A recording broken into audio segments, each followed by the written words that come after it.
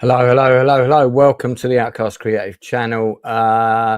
Keith, Watcher was not bullying anybody. I think you misread that comment, mate. So Waiting for Godot is a play. It's very funny. I do love that play. I completely got the reference. We were just running a bit late because I just came off a live interview.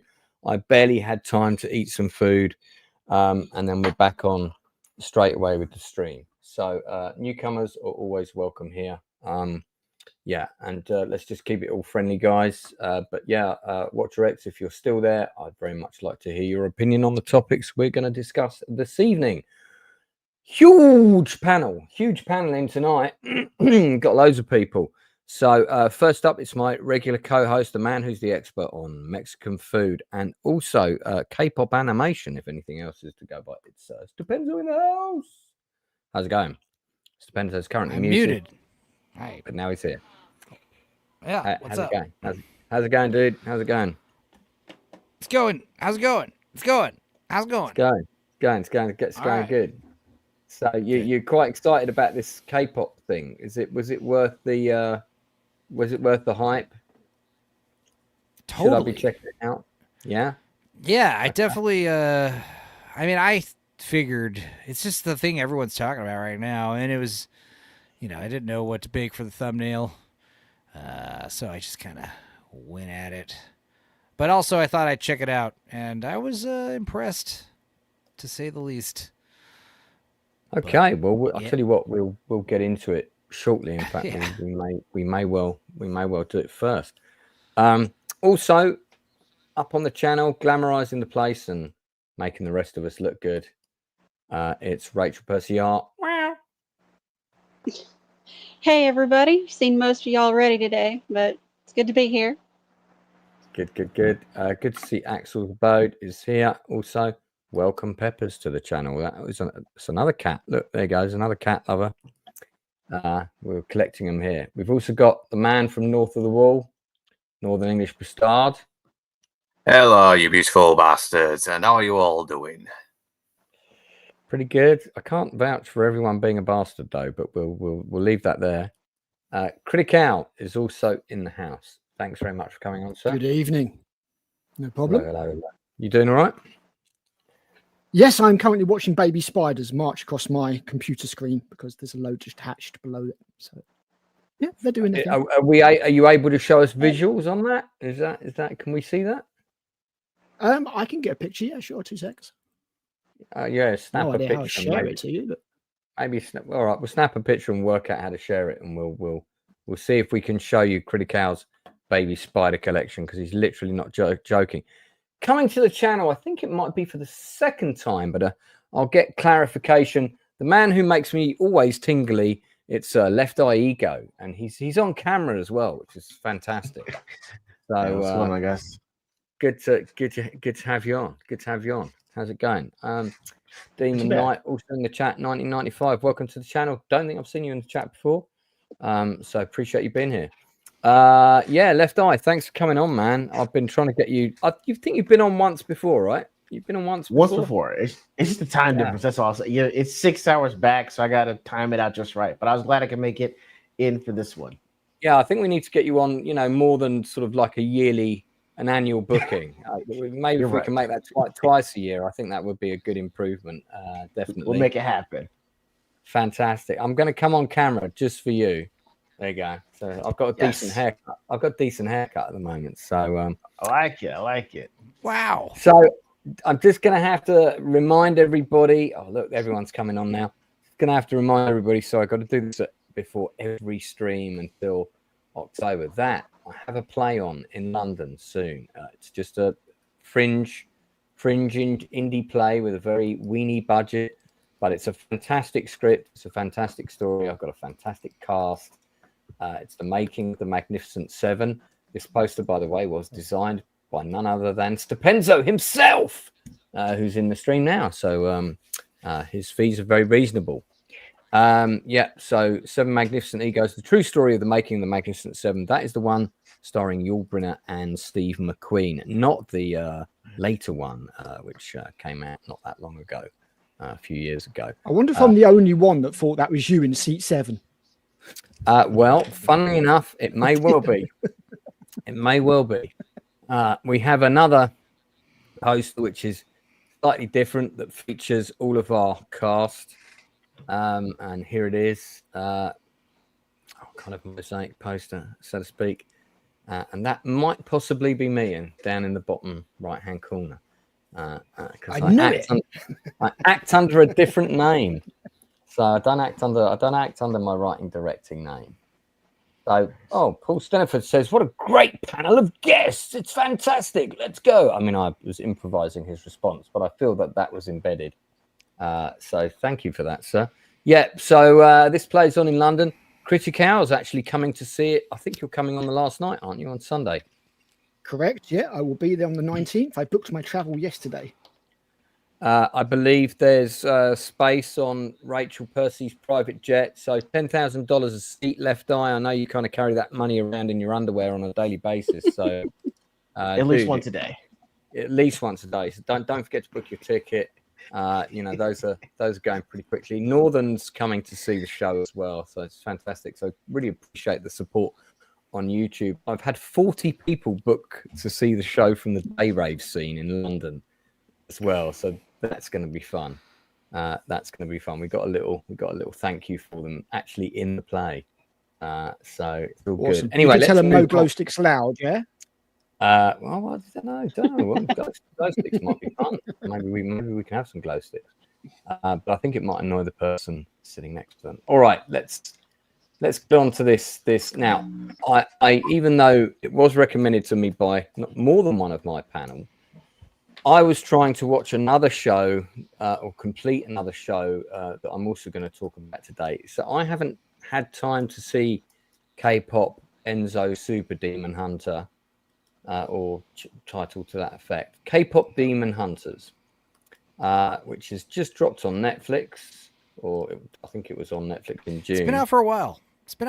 Yeah. I heard about it really quickly from there's Cinevere and some other people talking about K-pop Demon Hunters, and then Leon started recommending it and a few others, and then apparently it was out in theaters last weekend or something on a limited run and did really well, and everyone was talking about that. That's what Leon was talking about on Countercast. So it was something that I'd heard a lot of people say, it's actually good. And then I watched it last night, and I guess about 20 or 30 minutes into it, I figured all right, this will be the thumbnail for tomorrow. Because it was cool. First of all, I didn't realize it was it's animated, kind of like the Spider-Verse movies. It is Sony Pictures. I thought it was going to be anime, 2D kind of. So it was 3D, which is cool. But it was very cool. It was very wild, very fun, very original. Actual representation with a bunch of Korean chicks behind and doing the voices and behind the camera, written by and directed by, and none of that mattered either. It wasn't, it wasn't. It was just a fun movie. I guess for what it was, I mean, the songs weren't really 100% my cup of tea, but they weren't as terrible as some of the. The modern musical numbers by what's his name, who does all of them. What's his name? Lin-Manuel Miranda. Lin-Manuel Miranda. I hate his music. Oh, it's fucking Lord. Left eye. I knew there was a reason we had you on tonight, and it was to answer that specific question. No, I mean, but Frozen and all them, the songs that he writes are very rudimentary and weird. This stuff felt like what Lin-Manuel Miranda is trying to do. Because, there is a lot of rap in the songs. There's a lot of that triplet rap that I'm not a fan of. It's too dated already. That kind of stuff. But there's some fun melodies. It's they got this Powerpuff Girls vibe, the three of them. They've got some dynamic personality. They've got some really trippy demon stuff going on. Fun. It's just a fun little a superhero. They're kind of like Kiss, they're part superhero, part band, part rock band. Overall, I mean, for what it was, animated girl teeny bopper movie, it was awesome. as me as like a 40-year-old white man, I watched it, was thoroughly entertained. It was one of those times where like I started it at double speed and quickly I was like, all right, we're watching this at normal speed. This is getting the normal speed seal of approval. Okay. Truly a mark of quality. Yeah. It was really good. I enjoyed it. Yeah. Yeah, Okay. expand on that. Left Eye. Where did you hear about it? Well, Left Eye, as you're our new guest, so don't just give me your opinion. Could you briefly outline what's the plot? What's this about? Essentially, I'm going to butcher the names of a lot of things because I couldn't pronounce them all the way. But essentially, the way that I read it is every generation, these women are chosen to sing away demons that would steal the souls of the people, because singing and being together keeps the demons at bay. And we're at the current year where the current iteration is they're actually K-pop superstars, and allows them to actually keep singing and keep forcing the demons away. So for the demons to actually try to win this time, a guy convinces the head demon that we should make a boy band to go head to head with this band. So they come up with a group called what do they call themselves? Soja Boys? Yes, it's like Soda Boys, but it's pronounced Saja Boys. And so basically it's boy band versus girl band. And there's secrets and things that are revealed. It was really good in the way that they did it. Go ahead. One thing I really loved was this like boys drool and girls rule kind of vibe, like the icky boys. I did, but they still think they're cute. Stuff. It's junior high-ish, and I know it's because my wife coaches girls volleyball at a Catholic private school, and they're mostly junior high. They've all seen this, so I was like, okay, let's check it out. And so when I'm watching it, this is what I thought Disney would be by now. Right. Where if I have a daughter and she's like, Dad, I want to watch K-pop Demon Slayers. I'm like, cool, you got me at the title, because this is a K-pop album wrapped in animation and presented as a monster flick. Yeah. It hits on a lot of action. In a riddle and an enigma. Yeah. Right. It was good music, good choreography, good direction, good color design. The color design's great. The character design's great. It's hitting it all. They hit on everything. Yeah, I mean, they did a weird thing where they mixed that Spider-Verse animation with anime. When the eyes would go big, it was like in their art style, but you could tell it was anime inspired when they did it. And I listen to K-pop, listen to BTS and XG, so the music made sense to me. Like, that's the wave that they ride for K-pop in general. So it's like the music made sense to me and it was on point. And if you listen to the lyrics were actually really good. Like, hey, you really shouldn't hold on to secrets and shame and stuff like that, because everybody's walking around with the shame. You should just be out and about with it, with the people that are closest to you, and move along with life. It was actually really, really good. Surprisingly good for me. So but that's why Japan's like really killing it right now. So it's just top of the line. I have a question, sorry, Stupenzolicious, before you continue. Two-part question. The first part is a yes or no. Is this where the girls live? Yes, no? Yes. And they explain why. Second part of the question. Do they have a number of cool methods of transport that they, like hidden in the swimming pool on the side of the building that they go into and they kind of get into a costume? And no, they got a bunch of great costumes. They've got a bunch of great weapons. They've got a bunch of cool, like they have like they're world famous like pop stars. Yeah. So they basically have all that stuff to their disposal,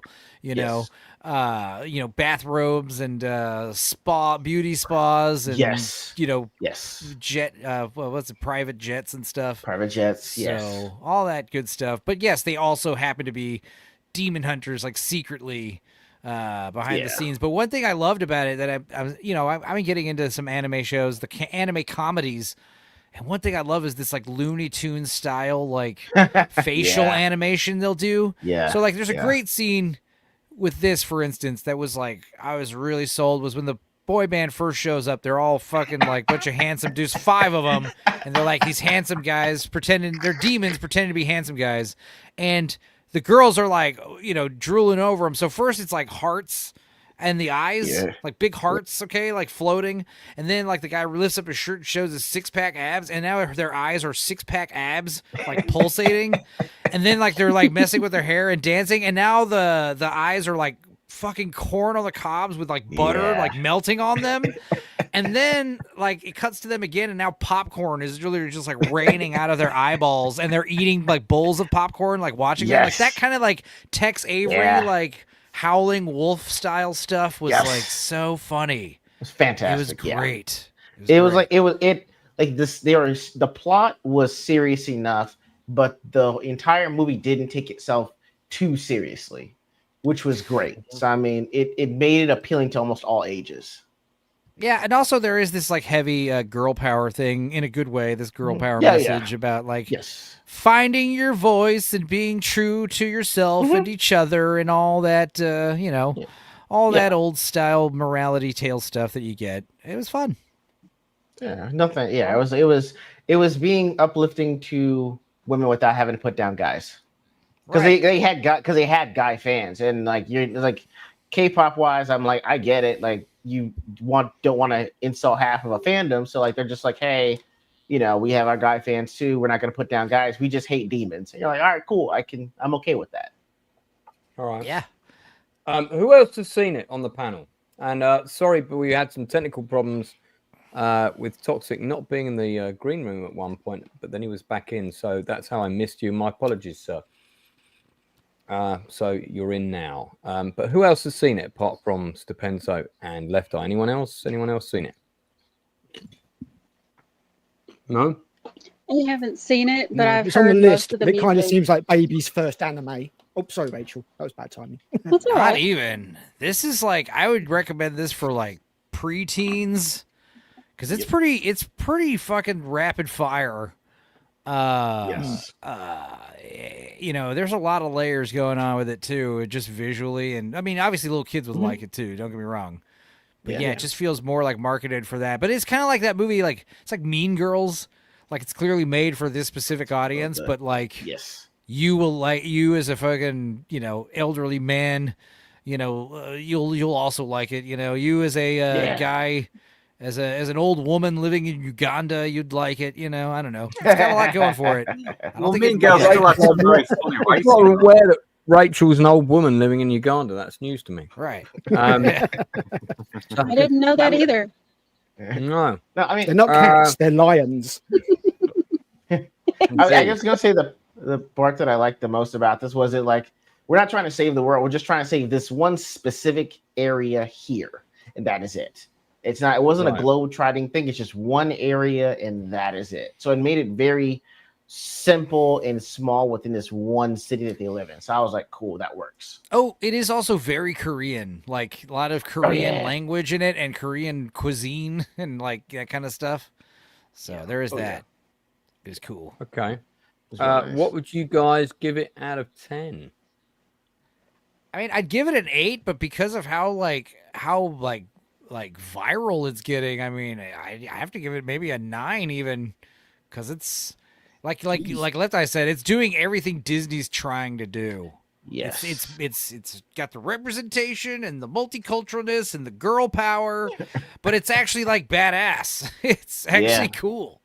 Yes, it was. Yeah, I'm gonna have to give it a solid 8 on this one, just because it was really nice. I mean, honestly, they could do sequels, prequels. Like you can do a lot with this. I laughed out loud like a dozen times watching this too. I did too. Like, yes, it was funny.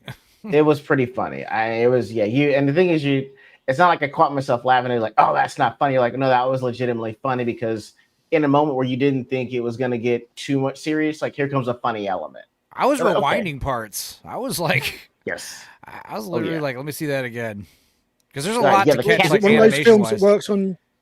Is it one of those films that works on 2 levels? So like the kids, like a Pixar, it, there's a little bit of something for the adults as well. Yeah, totally. And the cat bird characters were a big highlight. They don't even say Yeah, anything. Rachel needs to know about the ginormous catechus. What's going on here? I do. I do. I need to know. It's like it's one of the demon's methods of like it's like a carrier pigeon for the demon world. Yes. It is pretty cool. And when he comes and goes, he literally just like dissolves into the floor, just like sinks down like he's taking an elevator into a portal or something. It's creepy. It's cool. But he has a problem. I mean, it looks like what East Asians would the Cheshire Cat. He does. The funny thing is, like, he keeps knocking things over and tries to put them back up, but they keep falling over. So he keeps knocking them back over. It's hilarious. It's very cat-like. I wish mine would put things back. I didn't know my ex-partner had a cameo in this, so please explain this image. It's one of the demons, one of the many, many demons they brutally kill and send back to hell with fucking lightning swords. They're soul swords, from what I found out. Soul swords, there you go. Yeah. Soul swords, yes. They just kind of appear, they just manifest out of thin air like lightsabers, you know? Pretty much, yeah. Do you know what? I'm pretty sold on this. I might watch this before I go to bed. This movie was sick. It was sick. It's pretty good. Yeah, believe the hype. Believe the hype. It was cool. Yeah. It's on Netflix, your favorite. I am surprised they didn't do a theatrical release for this because it would have killed it. I mean, they're trying to redo it, going back now, but I mean, you would have been hearing about this if this dropped at the beginning of summer. Like when the kids were out of school, this would have been everywhere if you dropped it. Right. It's a shame that they didn't have more faith in it in some ways and sort of do an aggressive marketing campaign, you know. We were talking about how like this is probably going to be the new method is put everything on streaming, and if it's successful there, then it'll get a theatrical release. Like that's like the upside down backwards world we're probably going to be living in soon. Where like you'll have a much more limited, much more like what's the word I'm looking for? Exclusive kind of theatrical run that'll be brief and quick. And if this movie's like tearing up the streaming platforms, if you want to watch it in the theater, it's playing for 1 week at the theaters. You got to go check it out. That's kind of I think that's gonna be a method for a lot of at least these streaming movies, you know. Yeah. I don't think they'll do that because they've got to get the message out. So we can't really put out anything good for theatrical releases, can we? Sadly. Yeah, well, I mean, oh God forbid. Because Netflix, I mean, the thing is, Netflix doesn't promote really a lot. What they do is they rely on viral marketing based on like stuff people are. They just throw shit at the wall, and whatever the audience likes and starts trending, then they will start pushing that more. You know. Yeah, but this was you have actually got a good idea. Yeah. No, put it on streaming, see if it's good. Put it on cinema, and you'll make money. If it's good enough for streaming, you'll make money at the cinema. So that's actually a good idea. Yeah.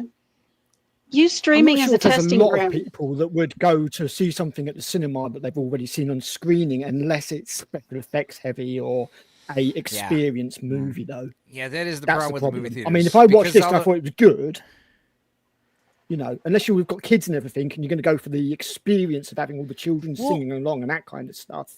This movie would have a benefit of a theatrical run because of, the music, but also, it is spectacle heavy, a lot of action. Because the problem with the movie theaters now is they've all doubled down on like fucking vibrating seats and misters and whatever, lightning or whatever the hell they do in the movie theaters, these 4DX. So you can't just play like, you can't be playing like, your Kenneth Branagh's Hamlet or something. You can't be playing like these indie movies. These like quaint films, you can't be these smaller budget movies that are making more money. You can't be throwing those at the 4DX theater. The 4DX, the movie honestly, theaters have doubled down on the spectacles. Yeah. When it comes to the cinema recently, the biggest attendances have been for old films, anniversaries of old films like The Thing. Stuff like that. They've been the packed out ones, films that people haven't been able to see for many, many years that they know are good on the big screen, that they'll go see as an event. Like the Crow 30-year anniversary last year was packed. Things like Nightmare Before Christmas, that always has a good turnout. Muppets Christmas Carol. It's like the comic book stores are staying afloat by selling back issues and Funko Pops, They're not making money selling the new comics. Well, I mean, they've done that to themselves. Yeah. Okay. Well, it looks pretty good, I have to say. I'm quite impressed. So, surprised the hell out of me. Agreed. Looking forward to seeing it. All right, we'll move on. Left Eye, if you haven't seen any of the other things that we're talking about, just bullshit and make it up. All right, You got it. Work for me. let me see how good your acting improvisational skills are. You All got right. it. So we're gonna move on. So one show that I popped on, I saw this show was on. I knew a couple of the actors in it. I thought, let me give this a go. Watched it, and I have to say, it wasn't the best thing ever, but it was not terrible. And that was Hostage on Netflix. Thank God for that. Premise of the show. I like that trailer because it doesn't give too much away. It is a good cast. You know it's fiction because of all the Union Jacks waving at the start. No comment. Really? And they're not on fire. So yeah, before we thank you. Before we move on, Toxic. I think you've watched some of it. No, I watched the whole thing today, actually. Oh, fantastic! Oh, wow. I'm because it's got some military stuff in. There's a bit of special forces stuff going on. I'm always interested to hear your view. I mean, just purely as a piece of entertainment, without getting into the accuracy of things yet. What did you think of it? Oh, that was pretty good. It's one of those things. I had to clean my office today, so I just popped Netflix on. I bit the bullet and started my own Netflix account because I couldn't work from home today. So I watched it. It wasn't too long. It kept me pretty engaged with it, with the whole story. It's an interesting story. It's been done before multiple times, but it wasn't bad. I liked all the actors that were in it. I liked everybody who I already recognized, like Julie Delpy and Lord Mormont from Game of Thrones. The people, and then the people I didn't recognize, like the lady playing the Prime Minister and her husband. I thought that was interesting. I like that. So it wasn't bad. It wasn't great. It was eminently watchable. I probably wouldn't watch it again.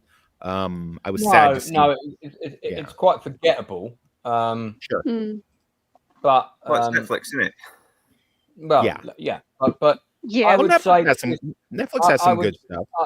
I would say this was definitely a cut above a lot of the other. There's a lot of 6-part kind of one season drama shows being chucked out. Amazon have just dropped a couple. There's The Assassin, which I talked about a couple of weeks ago. I've actually finished watching that now. I thought this was better than that. Although I did actually ultimately, I thought The Assassin was all right. But this is, this is a cut above. It's got some good acting. It does feel like, every episode is like, right, we must throw a twist in. So we'll throw a twist in at the end of every episode. Yeah, which is kind of the standard writing thing now. And some of them are great twists, and then some of them are kind of borderline ridiculous. And you're like, I don't know that you could even call it a twist. It's more like just like a little bit of like a left field hook at the end to be like dun dun dun. That kind of NBC, like if you like shows like on NBC, like The Blacklist or The Profiler, like stuff like that, like or that one where the chick is all tattooed up but doesn't remember anything and she goes to work for the FBI. I forget what that's called, and she's in the Thor movies. If you like that kind of stuff, then you like this.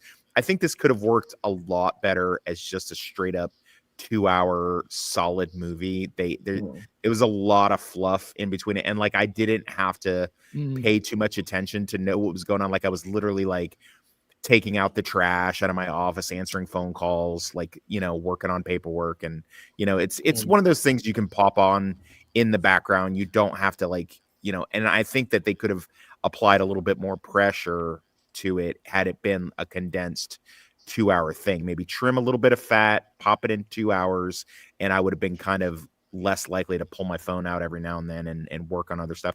But as far as I think five episodes isn't completely taxing. It was, like I said, it was doable in a work day today, so I mean, it couldn't be that bad. Rachel, you watched some of it or all of it? I watched the whole thing yesterday because I'm an overachiever. I like to do all my homework. Teacher's pet. Oh, Yeah, that's me. Thank you for that. Thank you for that massive apple you put on my desk earlier. Yeah, okay. So give me your thought. It reminds me of The Diplomat almost too much because it also it relies on that same hook at the end of every episode. Similar. Yeah. And it feels like the only difference is that the characters in The Diplomat keep screwing themselves over instead of actually having a plot driving what happens to them. And I really did enjoy it, but it's very predictable to me. And I started off the series with one question. Why would you allow the husband of the prime minister to ever be in that situation? Yeah, okay. That was the question I wanted to ask. I just wanted, like, do y'all not get security details like that? They do. They would have a tier. Also, we have this. Okay. Yeah, they'd have. We have this thing called the SAS for this kind of thing. Exactly. The prime minister literally goes, SAS, go in there and sort this out, and it's exactly what they're designed to do. Okay. Al, it's like you're reading my notes. It's like you're reading my notes, Al. I said, okay, she gutted the military, but did she like gut the entire military? No, because he'd have the SAS would be here. Well, they don't even need the SAS. They'd have like a private security contractor group that would be watching this guy. I mean, we did this just all one the time. Dude. Yeah. Just that one dude. The prime ministers, I mean, because exactly for this reason, he becomes, a problem. Like Michelle Obama wasn't going and hanging out near Juarez during his presidency, to go like, I'm gonna go get me a vacation, like without a tier 1 Secret Service group around her like that. They wouldn't do that. So, I mean, right away, you have to kind of suspend a lot of disbelief, and you kind of got to keep it suspended all the way through to the end, where they pull that trope of, wait a minute, we didn't say laptop, boom, boom, boom, and you're just like, oh, geez. Yeah. It's very contrived in places. The acting is what carried it. I felt like the actors really did believe in their characters and wanted to do the best that they could. There were some storylines I felt were. There was a storyline I felt was a little bit unnecessary, but that's just my personal Yeah, thing. I know which one you meant. Yeah. Didn't add anything whatsoever to the to the plot or the. Well, if you're talking about what I think you're talking about, then it makes sense from the blackmail standpoint. But are you talking about something else? Well, no, they could have used something else. They could have used something else. No, all right. Let's leave it there. Okay, great. Who else has seen it? Anyone?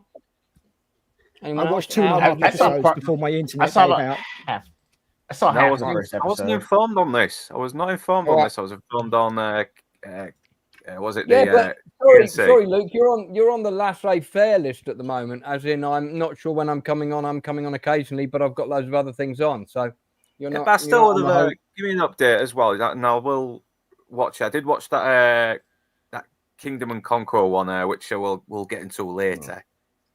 Oh yes. Well, it does sound very much like you because Rachel is so efficient. You check with Rachel for updates.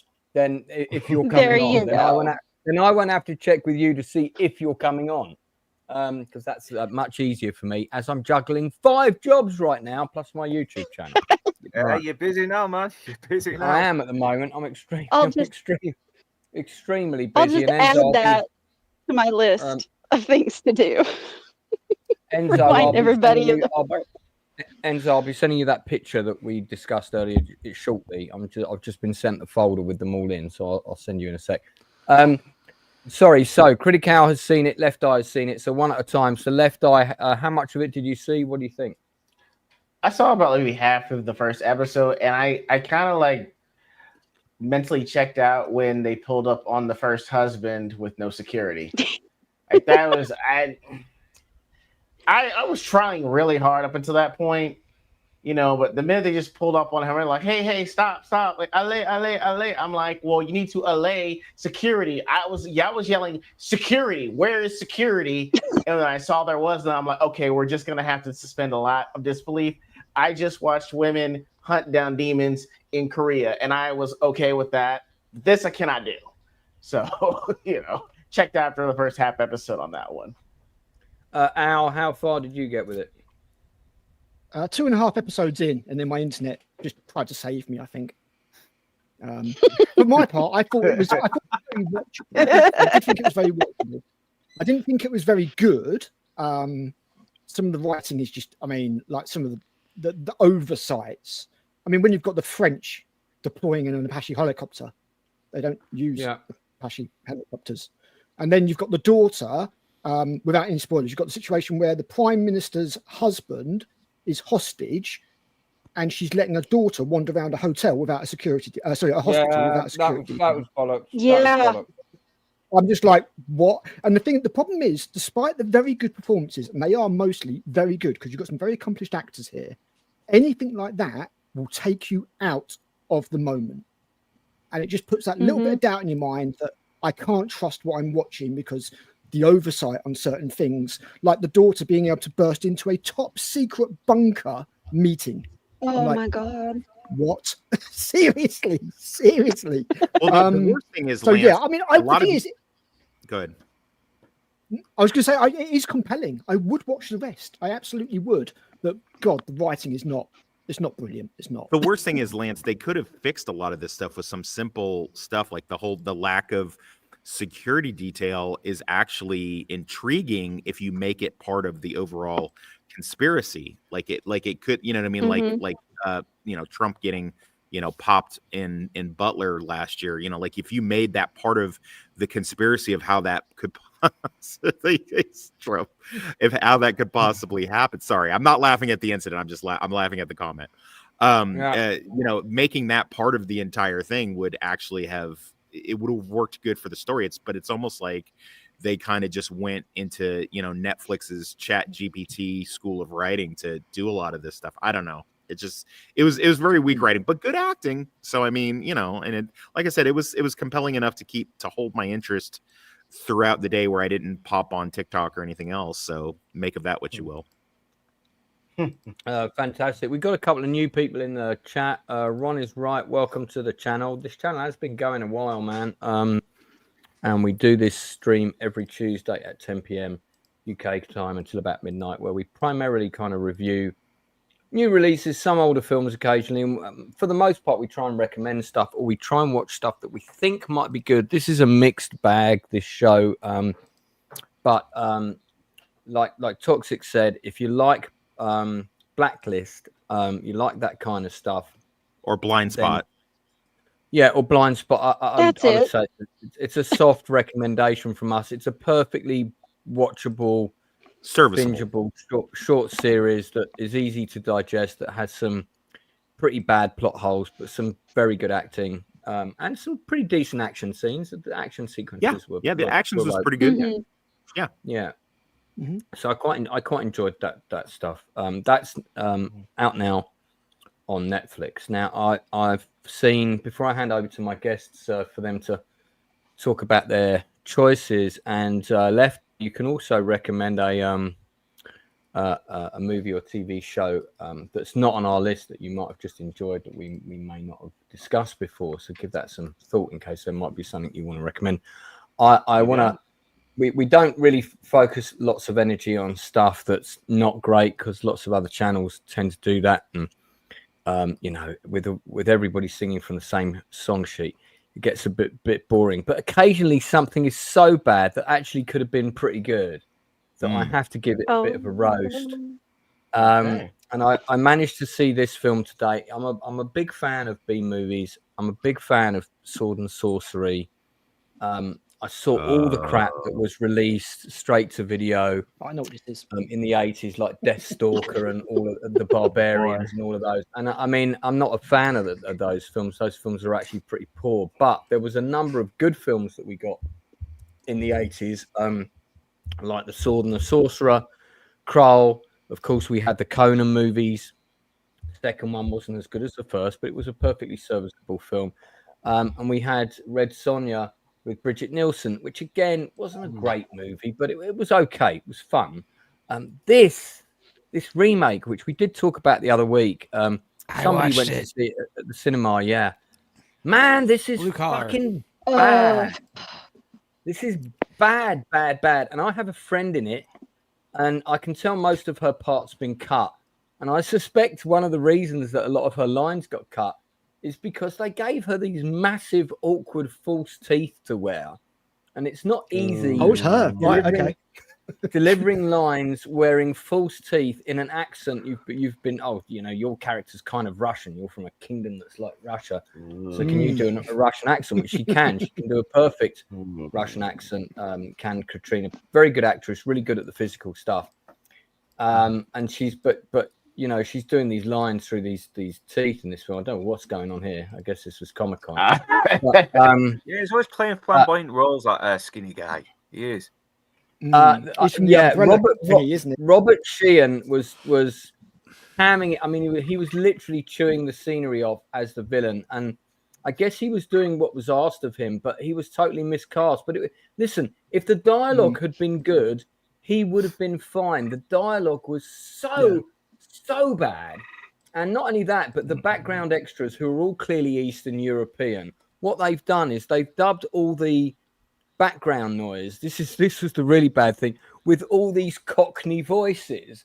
So you got, quick mate, just get out of here, don't hurt me, and all this kind of thing. And the dialogue for that is really bad as well, which is obviously not scripted. It's just background extra dialogue that they've had dubbed in by people that can do East End London accents, because apparently everybody's from Walford. I just thought there was some good things in it. Some of the production design was all right.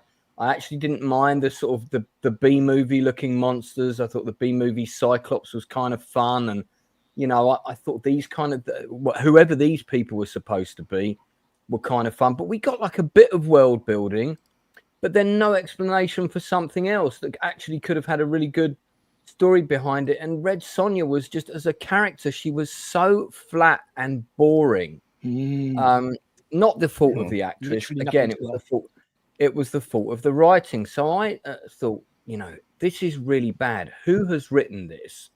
And I looked it up, and of course it's Tasha Hull, who wrote The Witcher, Blood Origin, and Tomb Raider, The Legend of Lord. All makes sense now, Lance. How is this person getting these jobs? How? This person has got to be, Who do they know? Sleeping with someone. The bodies are buried. They say the right things. It was dire beyond belief. I mean, none of the backstory stuff that was, could have been quite interesting really worked properly. The whole sudden turnaround with the main villain at the end didn't work properly because that wasn't properly set up. There were just a lot of really weird things that sort of started but weren't finished. You could see there were dialogue scenes where suddenly somebody said a line, the rest of the scene was then cut, and we cut to some other characters, and it was like half a scene, and I was like, well, what happened to the rest of that scene? So yeah, it was bad. And Millennium liked to save money. So it's a shame, because Red Sonja as a brand, you're going to have a load of B-movie fantasy fans that are waiting to see this.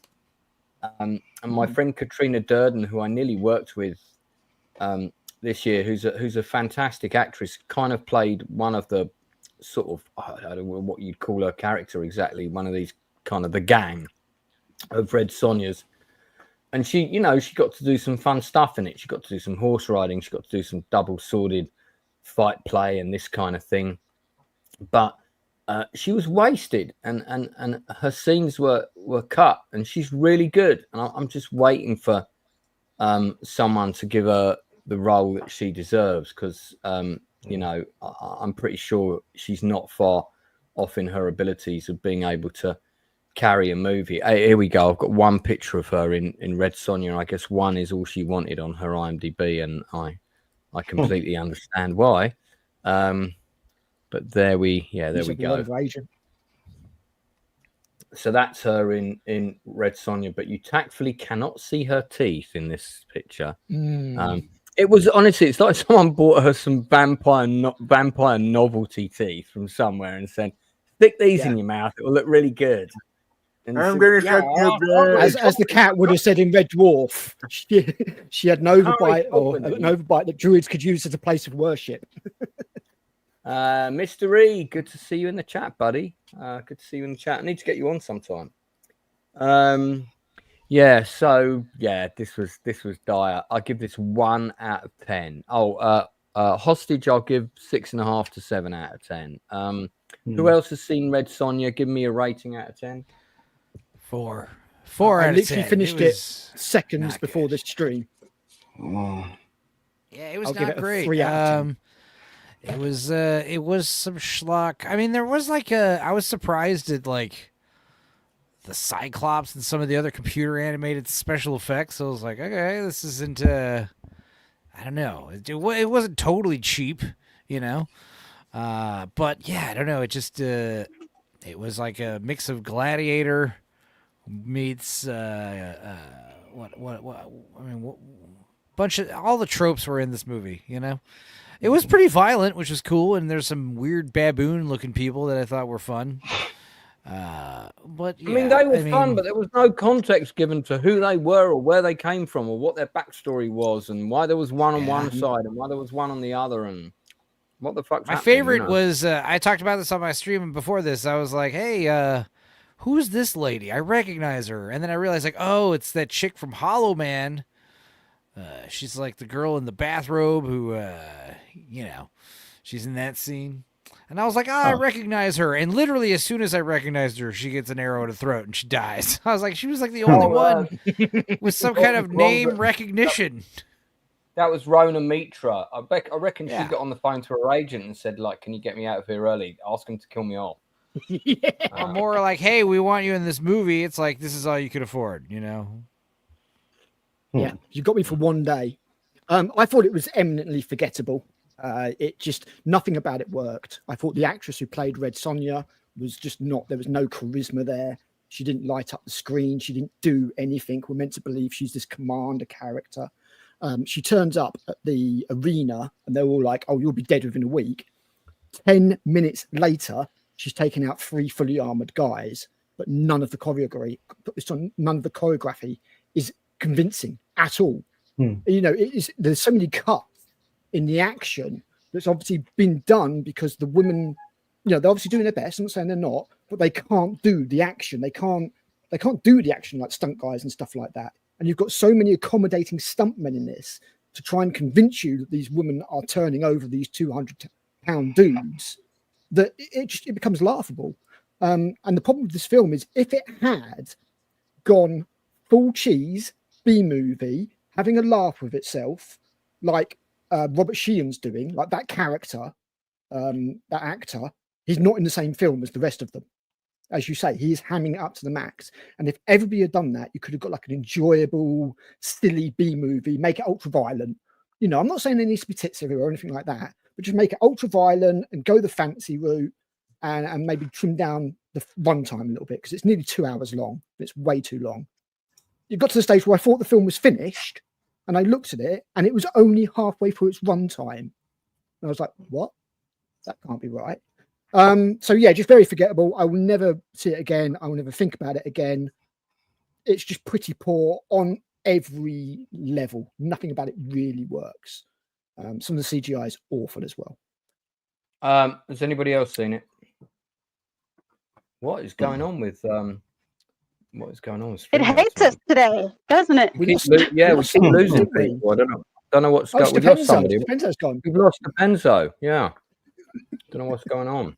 All right. Something weird is going on with StreamYard. It keeps kicking people out. So if I lose any of my guests, I apologize. It's nothing to do with me. I don't know what's going on. But we are Could be YouTube using AI to mess with your videos. Because apparently that's something Yep. that's going on at the we're moment. definitely having some issues here. It might be because I don't normally have such a large panel. Have you been doing too much of that wrong think over there in the UK? Don't be doing that wrong think. I always am.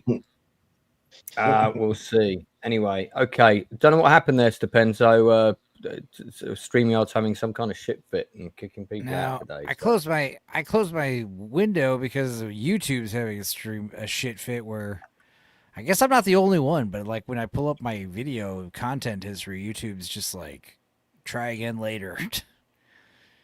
Could it be that the alien spaceship is now so close to Earth that it's emanating some kind of interference? You know, At the Yes. 31, just like, nope. Seems like a glitch. They that's know we're happening going to right now. talk crap about aliens later, and they don't want that. Oh, yes. Right. Well, let's before we get on to aliens, let's get on to Honey too, because or Honey Don't. Honey Don't. Yeah, I've never heard of this movie, but I know wow. that there's a great reason that Toxics picked it. Let's There's some hear sex about it. scenes, right? Oh, And, there is quite a few. yeah. Quite a few. Lesbian sex scenes. Yeah. So Honey There's Don't a is, naked Chris Evans. there is a naked Chris Evans. Yes, there is. There's something for Wow.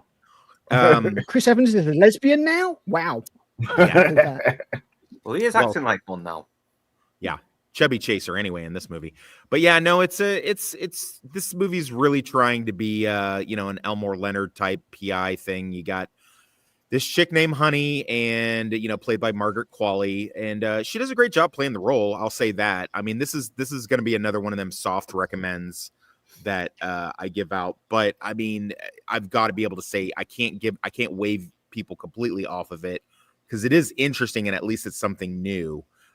So they're doing like I kind of knew this was going to come around. I knew it. Like we were talking last year about, superhero fatigue and all that kind of stuff. I was like, you know what they're going to start doing? They're going to start doing the neo-noir or noir detective shit. And so sure enough, here we go. It's the lesbian detective noir. And I was gonna say, I will say, I heard this is supposed to be a lesbian movie trilogy, so they did make it to a point. There's no way because this shit is bombing harder than It said. It said Drive Away Dolls was the first one. This is the second one. Oh, I see. Okay. Yeah. Well, okay. If that's the case, then yeah. Okay. Yeah. So you mean like an unofficial? Yeah. Maybe. It's Ethan Cohen. Interesting. Sorry, Tox. I do continue. You've still got 3 minutes on the sound timer. So, she's a private eye, but she's not. It's giving a lot of 80s, 70s feel, but it's in present day. So it's kind of trying to pick a lane. Huge lesbian politics abound throughout the whole thing. Really bad writing. The characters and the plot kind of go nowhere. It meanders around. The big reveal is no reveal at all, and it happens almost halfway through the movie, and it's really abrupt. You can see there was a lot of stuff on the cutting room floor, and there's huge lesbian politics. Like there's a little side gag where Honey, the detective, in her badass car, she has all these bumper stickers that are pro Harris Biden, and she and pro women and all that kind of stuff, and she plants them over every Trump sticker or every NRA sticker she finds on somebody's car throughout the movie. It's really, it's yawn worthy and cringe worthy. But I mean, she does give it a lot. Aubrey Plaza plays her cop friend insider, but also love interest. And they have some pretty diabolical lesbian sex scenes in it. I mean, nothing, not so far as like, blue is the warmest color type sex scenes, but not too far off either. But yeah, I mean, and if you just want to laugh at cringy Chris Evans being a chubby chaser playing a crooked pastor that sleeps with all of his flock type thing. But again, that plot goes nowhere. So I'm not really sure what they were going for with that. I can't give it a stay away, but I can't really give it a good recommendation. I mean, it's really Margaret Qualley is definitely somebody that I have a hard time not watching, and not just because she's gorgeous, but she has like a really good quality that she gives off in films and stuff from everything she's been in, just like small parts like in The Nice Guys and Once Upon a Time in Hollywood to stuff like this where she leads the show. I think she's really fun so I'll pretty much just watch anything she pops up in. Has anybody else on the panel seen it? Okay. No, I skimmed I skimmed a couple of the nudity scenes. Okay, so again, I'll ask the question. Has anyone on the panel seen it? No. I am meaning to see it. I did see a film very similar called Americana, which we'll probably get to later. Okay. All right. So What's your rating out of 10, Stupenzolicious? I didn't Did you watch mean this. Toxic? Oh, sorry, Toxic. I do mean That's The okay. lesbian scenes, I'd give a good 8 out of 10. They were good from what I saw. Yeah, it's all right. Just, I mean, if you are a Margaret Qualley fan or a Aubrey Plaza fan, or better yet, both, then this is a good solid 6. I saw nipple. This is a good solid 6. If you just can kind of shut your brain off and just laugh at the inconsistencies in the plot, it's a good solid 6. It's worth a watch. I can't recommend it more than I will probably watch it again when it comes on streaming, just to kind of see if maybe they're gonna like fill in the parts that didn't connect, because there's like huge disconnects where you almost like, did I fall asleep during the movie and miss some big plot? But no, they just completely like just don't align the plot, like and then it's so abrupt, the end, you're just like, whoa, what just happened? Did part of the reel get missing or something? So and maybe it's just on the cutting room floor and they didn't think they needed it or whatever. So it's just down to how much you like those two actresses. Okay. All right. Let's move on. Rachel, let's talk about King and Conqueror. Let's. And I'm gonna let you talk about it first. So Let me. I caught a bit of this on BBC iPlayer, and I thought, well, this cast looks pretty top notch, so I'm going to give this a go. I'm currently on episode 3. I think there are, is there 8 altogether? I think there's 8. Mm-hmm. How much of it have you, Rachel? How much have you seen first? I watched the first episode yesterday. That's as far as I've made it. Okay. There were slight issues with the first episode, but that's as far as I got. And I hear Al cackling, so I know I know that the rest does not improve, I imagine. But it's just slight things with how the women are written. One particular woman, I can't imagine having as much power as she's given at the time. Yeah, that would be the role done by played by the actress who was in Truly Madly Deeply with the late Alan Rickman. Yeah, I was with them until they got to that, and I was like, would she though? Because all of the men are starting to look very weak, except for William and Harold, and I guess, well, that's fine, but not every man should be this weak. Like, please. Can we get an example of that? How much power this lady had? She's literally manipulating the throne. Yes, she's manipulating the entire country at the moment. Oh, wow. Her son just sits there looking like he has been nailed to the back of the throne and is just like, yep, sure, Mom. But he's whatever you also, say, Mommy. He's supposed to be slightly mentally retarded. I know, but this is a little much. There's levels. There are levels. Played by Eddie Marsan, who's always great. Bit of a naff role for him. However, in the episode that I've got to, he has just turned the tables on her, which I did not see coming. No, I thought he was just going to sit back and let it happen. No. So she doesn't get to have her way. She thinks she does, but things happen later on that I will say that actually I thought, oh, that's kind of cool. That I did not see that coming. That's kind of cool. I like that. So I am going to watch. What? There was a twist that came with a weak character that it was set up that this character was completely weak. Which is the point that Rachel's making, that the mother rides roughshod over him, which feels very unrealistic. And then in a later episode, he actually stabs her in the back quite effectively. And I thought, oh, okay, you kind of set it up that he wasn't going to have that kind of ability, but you've turned that on its head quite effectively. And I thought, oh, yeah, all right. So maybe this show isn't all terrible. But then we have Mathilde, who is involved in torturing people. Yep. And that's not as if. like, I can get on board with her being deeply in love with her husband and wanting to be by his side and help him in her way behind the scenes, but straight up torturing people, that's a little much. Right. I mean, I'm not a complete moron when it comes to history. That's not what would have happened. But I just have issues. Yeah, and there I weren't want a lot to of like torturer positions going for females in those days. That's very true. really, unless it was the victim, But I want to love this, and I'm trying, because the two main actors are what I'm here for, and they are great. Nikolai might be a little bit too old at this point for the role he's playing, but I'll allow it. I'll allow it. Other than that, there is one thing I really approve of, and that's they finally got the horses right. They finally got the correct breed of horse that they would have used instead of using the type with 4 legs, or no. Well, then they wouldn't have used these big stalker, brawny horses. They used more of a pony for regular travel because it had a smoother gait. And yes, I'm a nerd and know these things. Oh, I really appreciated that.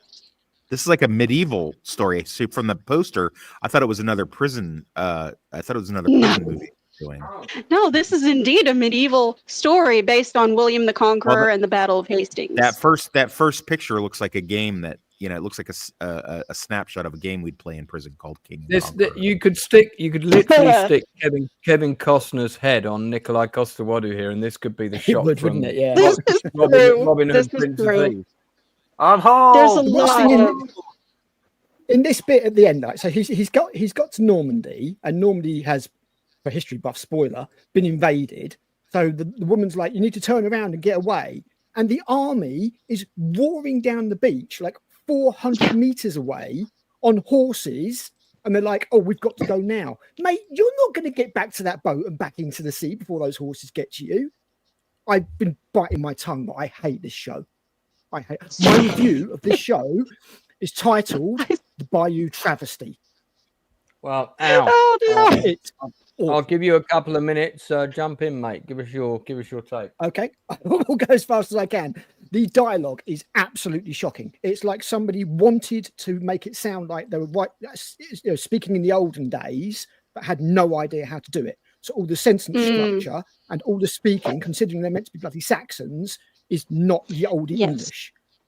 None of it. It's absolute crap. The women are all given positions of power, and that the husbands are referring to them. All the men are weak. Edward the Confessor is a complete mummy's boy. Do you remember the sketch in Little Britain, I think it is, where there's this really weak man and he's like, Bitty, and he wants to suck in his mummy's tits? That is Edward Confessor in this film, in this series. It is pathetic. It is so bad. Seriously. Yep. The acting is okay. I'll say that. There's some production values behind it. It looks all right. But some of the actors are pretty good. They announced the Earl of a European place, and it's a black dude. And I'm like, look, I'm not saying black people didn't exist. Of course it didn't. But in 1066, I find it very unlikely they were in King's Court. Come on, seriously. It's BBC through the wazoo. What? Hang on. What episode's that? Episode 1. Is it? I fucking missed that. I must have been in the kitchen. It's, I must have been in the kitchen. I was doing a toxic when I was watching this. I was like doing other things, So. My whole point. And the thing is, you've got this weird bromance between Harold and William. I'm like, that is really weird. That didn't happen. That did not happen. No, that did not happen. Bloody happen. So it's like 90% made up. Braveheart is more historically accurate than this piece of shit. Seriously. Yeah, and the thing is, I don't have a problem. I understand now that we're in a much more diverse society and women have more power nowadays. Then don't go and fucking adapt a series from 1066 and change it to your liking. Do something else. Go rewriting history. Even fucking prick. Did you know that there was a movie. There was a movie called 1066 that was commissioned right after Braveheart, funnily enough, based on the strength of Braveheart. and the person who was attached to play the king, I don't know which king, whichever one would have been older, I suppose, was Lewis Collins from The Professionals. And I kept seeing, like, in Empire Film Magazine, occasionally there'd be an article about a little mini article, 1066 is coming along a bit further, because they were trying to get money for it for ages. And they did do stills. I guess they probably did like a promo day or something for an investment brochure. So they got Lewis Collins along and a couple of other actors, and they dressed them all up. And I was like, oh, when's this Lewis Collins 1066 movie coming out? We never got it. And then, of course, he died relatively young, so which was a bit of a shame. But yeah, this is listen, historically it's bollocks. I quite like a lot of the actors in it, so I'm keen to see what I'm only up to episode 3. How much of it have you seen? I'm one and done, Lance. I'm sorry, I can't watch anymore. I just can't. I feel you need to go into the fire and commit to the whole show, so you can come back and do a torrent of rage. I'll give you 10 minutes. We need a 4-hour review. That's what we need. We need a 4-hour review of everything that's wrong and historically anachronistic. That's what we need. Do a 24-hour review, and Nick's will definitely be on that one. I'll be there with you. Sitting at He the moment, maxed it's me only to a sitting at 24-hour 6 review on views. some So I time. haven't got a lot of incentive at the moment. If the video does really, really well, I might think about it. But God, it's painful. It really is. Nothing upsets me much you more watch than one watching episode, you know what's coming. You know what's coming. Well, my rating of this at the minute is I haven't finished it. It's 5 out of 10. Rachel, where you at with what you've seen? Oh goodness. When I first started it, Don't be influenced by Al now. Just oh no, you were raving. No, you were raving about it in the first 20 minutes. You were messaging me, going, "This is great." Yeah, the first 20 minutes I love. I have photographs of those messages. Yeah, he has text messages of me really liking the first 20 minutes, and then the further it went in, the less I started to like it, because the mistress of Harold would not have had this much power. That was crazy. The queen, who, she may get hers later, but she wouldn't have had quite so much power over Edward the Confessor. That's ridiculous. They never would have allowed it. They never would have allowed it. They wouldn't have. Yeah, women. This is back in the day when men were like, women, know your fucking place. Yep. Your place is to have babies, or you can take yourself to a nunnery. That is where you belong. I mean, it still is, really, if we're being honest. And the characters. You guys I'm not in the nunnery. Thank you. You've got William the Conqueror. Then you've got William the Conqueror's evil Lothario brother, Swain, who's just like the guy who goes like taking women's virginity before their bride night and everything. And then you've got the bastard son, who's a good guy really because he's a bastard son. It's just it's desperately trying to be Game of Thrones. It is desperately trying to be Game of Thrones. Yeah, I would agree with that. There was very much a whole thing of let's get lots of political plot and intrigue and stuff going back and forth. And I thought that wasn't really going on to this degree with these people. They would have been better off doing a fictional show with a fictional setting where they could have just done whatever they wanted, and actually it probably would have been quite a fun show. Yeah. If this was a fantasy series, original fantasy series, we would be raving about it. We wouldn't have problems with it. Setting, they could have just put some credits up and just said, this is a work of fiction set in a parallel timeline where the medieval England was the culture was slightly different, and we would have just gone, okay, cool. do an alternate history. And then I'm cool. It works for Bridgerton. Hey, they get away with it every week. A lot of my that's very true. A lot of my concerns disappear if you make this fiction, but when you present it as something that is a historical drama of 1066, and the thing is, we're not talking about Edwardian times, we're not talking about Victorian times, we're talking about 1066. I don't think Great Britain even existed as a country. No, You just that's how long reminded ago me it is. of another reason why we brought Left Eye Ego in, because he is one of the presidents of a local Bridgerton fan club, and it'd be good to hear your thoughts on how you feel represented in Bridgerton, and you know, the whole historical thing there. Completely. Deep sigh. Does it make you want to go to like a cream tea party? If you want to give a 2-word answer to that question, and I mean, of which one of the options could be "fuck off," that would be perfectly acceptable. It's like you talking about this. You talking about Bridgerton. Bridgerton. Well, Once I knew it was with Shonda Rhimes, I'm like, I'm out. As you know, my wife, the minute she turned on, she's like, "Don't you want it?" And I said, "Absolutely not. I'm not gonna do this." Is she not into it because it's got like a sexy? She loves it. She watches all that stuff. I just know that I'm either gonna be into it way too much, or I'm gonna be too bothered with the plot points, and I can't do this for a show called Bridgerton. I need to leave. So I was like, is the area is the area we're seeing behind you? Is this like the Bridgerton escape room? So when she's watching Bridgerton, you're in here. It is. I have a TikTok. I have a TikTok that I had from a year ago that I can't find now. I need to re-put up. Like, I'm in my literal silk pajamas. I'm reading a comic book. I got red wine. I got music coming. And I hear her coming around the corner. And I'm just looking at, like, what do you want? And I look up and she's got it on camera. So, I mean, she knows this is my safe space. So I will put that up for y'all to see at some point. So, yes, this is a Bridgerton free zone. Everyone I love needs, it. I'm imagining all kinds of Bridgerton. I would say lady cave, but that sounds wrong. Listen, man. Now you know when I get all tingly while he's in the house. All right, okay, let's move on. I didn't give my score. Yeah, give me a score. What's your Neither did score? I. You get mad. My score is like, it's hovering between 4 and 5, and that's just for Nikolai and the actor that plays Harold. That's it. That's all I've got.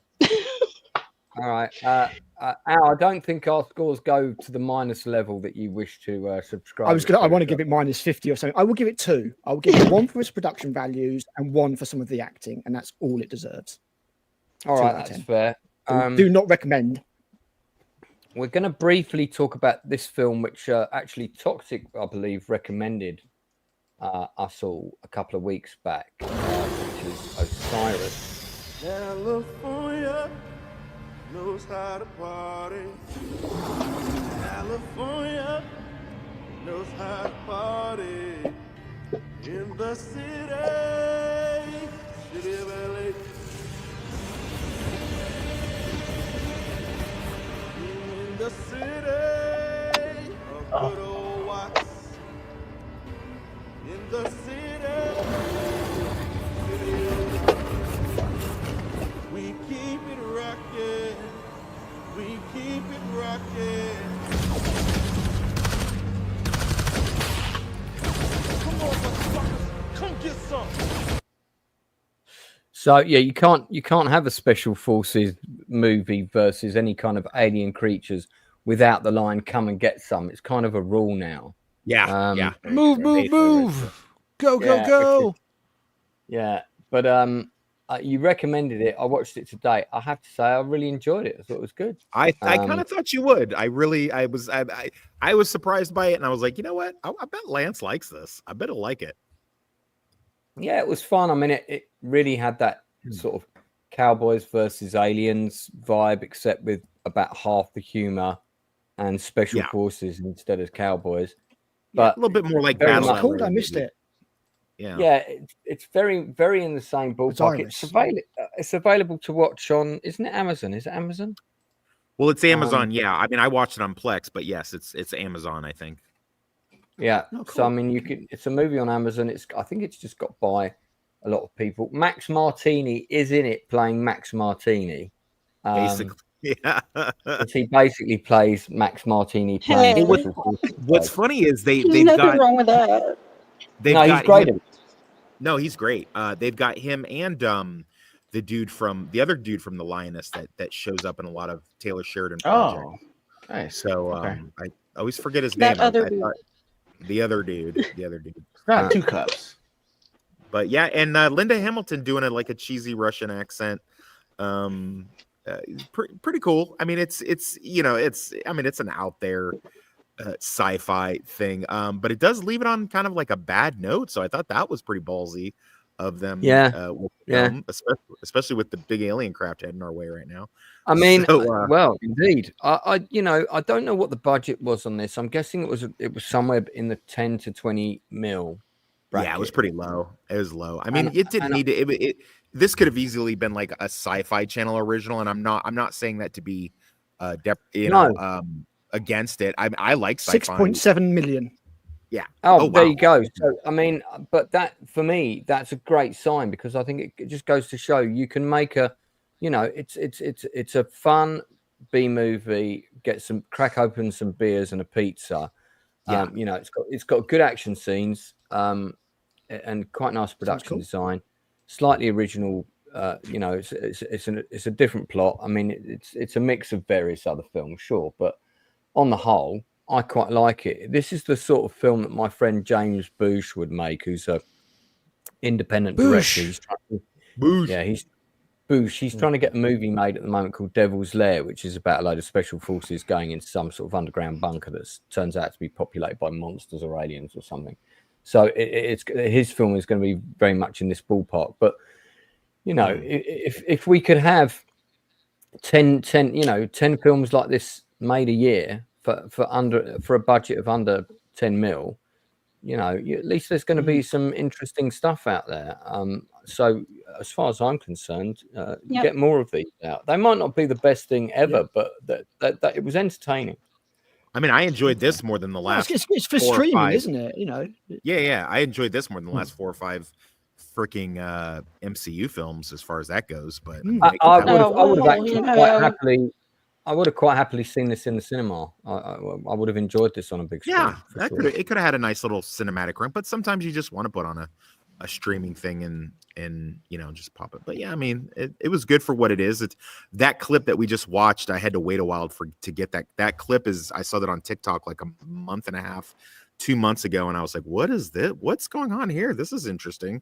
And just that's how I found the film. And then they finally released that clip. I could download it for you. So yeah. I mean, we should check to see if Max Martini is actually really missing, because maybe what this could have been is historical documents that have somehow been projected forward from the alien ship. Max Martini is so believable as the grizzled special forces guy. I've loved him ever since the unit on CBS, and ever since he played that other grizzled special forces guy. Right. And then later when he played another grizzled special forces guy and the Gypsy Danger Avatar versus Kaiju Pacific Rim with an Australian accent, and then his other role as a grizzled special forces guy in Lioness. But yeah, no, I follow him, and when he pops up and stuff, I enjoy watching it, and the whole cast is good. Like I said, Linda, it was nice to see. This is kind of like a little redemption for Linda after that abomination that was Terminator last Terminator. Don't talk about that. Yeah, that film was terrible. This is what I imagined. This is what I imagined she thought she was going to go do with the Terminator movie, and then she was having fun with. You could tell she was having fun with this role. Because who doesn't want to just put on a cheesy Russian accent and run around with an AK in the dark on a soundstage fighting aliens? So I mean, yeah, it's pretty cool. Yeah. I'd give this a solid 7 out of 10. And actually, I'd quite like one day I'd quite like to have the Blu-ray of it back in, if there is a time in the future where I start buying films again, because I just can't afford to do that right now.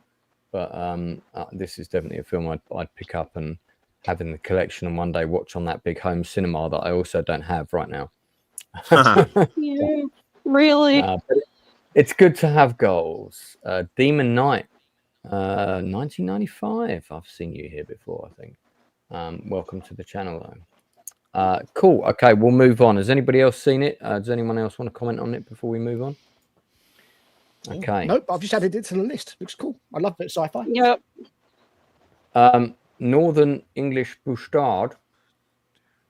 Are you awake? Yes. Okay, good. I was just prodding you just to check. Sorry, you've got to wait another 2 hours before it's your turn. Yikes. I'm only wait. kidding, dude. Let's we won't spend too much time on this, but let's talk about the 3rd episode of Alien Earth. Northern, have you seen it? I've not even watched the first, so I mean, Critical is the one that's been watching these. Oh, I thought you'd watched it, mate. That's why I turned to you. No, Okay. we're all letting Critical out. Me and Critic over here. He's suffering for all of us. Before I go to Critical's second torrent of rage of the evening, Left Eye, are you watching Alien Earth? No, I just thought I'd steer clear of that when I heard about it. I'm not gonna lie to you, I haven't even seen Alien the first one, so I mean, I don't want to jump into Alien Earth. What's the first one, the second one, and then leave the rest alone? Excuse me, sir. Dude, You I know, mean, you got to do a double bill of Alien and Aliens one night on the biggest screen you can find. You know, come on. I'll do Yeah. that. Oh, yeah, That man. is fine. That is fine. I mean, I'll watch those two and I can skip the rest. I think I might have seen Prometheus, but I didn't. By the time I figured out it was Alien, was like 3/4 in the movie, so I don't really know if that counts at all. So No, like, just That forget doesn't it. count. Listen, watch the first one and the second one, that's fine. then I have It to. sounds like you've Prometheus already has no idea what forgotten the most fuck of Prometheus. Trust me, forgetting about that film is entirely the best thing. Just go and watch Alien and Aliens. I'll speak about this briefly. I watched the 3rd episode, and it's a weird episode because it's suddenly the focus of the show is very narrow, and we concentrate on just a small number of characters. What we got was actually interesting, and it was watchable, but it doesn't solve any of the other problems that the show has. And there's this very weird sudden time jump of all these issues that weren't really resolved in episode 2, and then suddenly very quickly everything's wrapped up in episode 3 and we're moving on to a new location. Now it might be that again I was doing a toxic and I'd wandered off into the kitchen, but Al, I don't remember the scene where the alien warrior got its head sliced off. I remember it jumping on the crate and dancing about, and the crate was being shaken around. I saw that. Yeah. And turned around.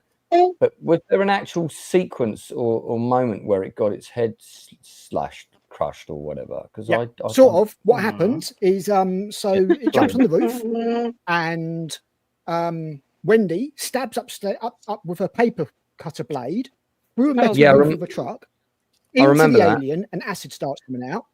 Then the alien gets pissed off and knocks the truck over, and Wendy somehow gets thrown out of the truck. Joe gets up, looks for Wendy, gets stabbed by the alien, thrown 30 feet. Apparently doesn't have his abdomen torn open. The alien's over him, and then Wendy gets a hook and manages to get that hook through the alien's tongue without getting acid all over Joe, and then drag the alien into like a warehouse room type thing. A loading dock. Spins it around. Like. The alien forgets how to use its tail. She spins it into the garage, and then at the last moment, it breaks off the tongue, hooks its tail around her, and pulls her in. When Joe closes the gate. I remember all of that. But I don't remember it. That's it. You've not missed anything. There's a sound of combat inside. Joe opens the gate. She's decapitated the alien with a short paper cutter, which still hasn't melted from the acid. Yeah, I have to admit. She solos the alien on her own with a 1-foot paper cutter. I remember sort of thinking when she was, when she had the hook in its mouth, I was thinking, why is the acid not suddenly pouring out of its mouth and just burning her robot hand off? Well, what happened to its wound? Exactly. If it got wounded badly enough to have like a massive hole in the top of the truck, why isn't it leaking acid all over the place? It's terrible. It's terrible. Now, I have to say, there are a few things that I do like about it. I do like some of the acting. I think Sydney Chandler is Wendy. Really good. Timmy Oliphant, he's pretty good. He's doing what he's doing. I made a great joke in my review that nobody got about Kirsch and cherries, but never mind. The writing is just it's bad.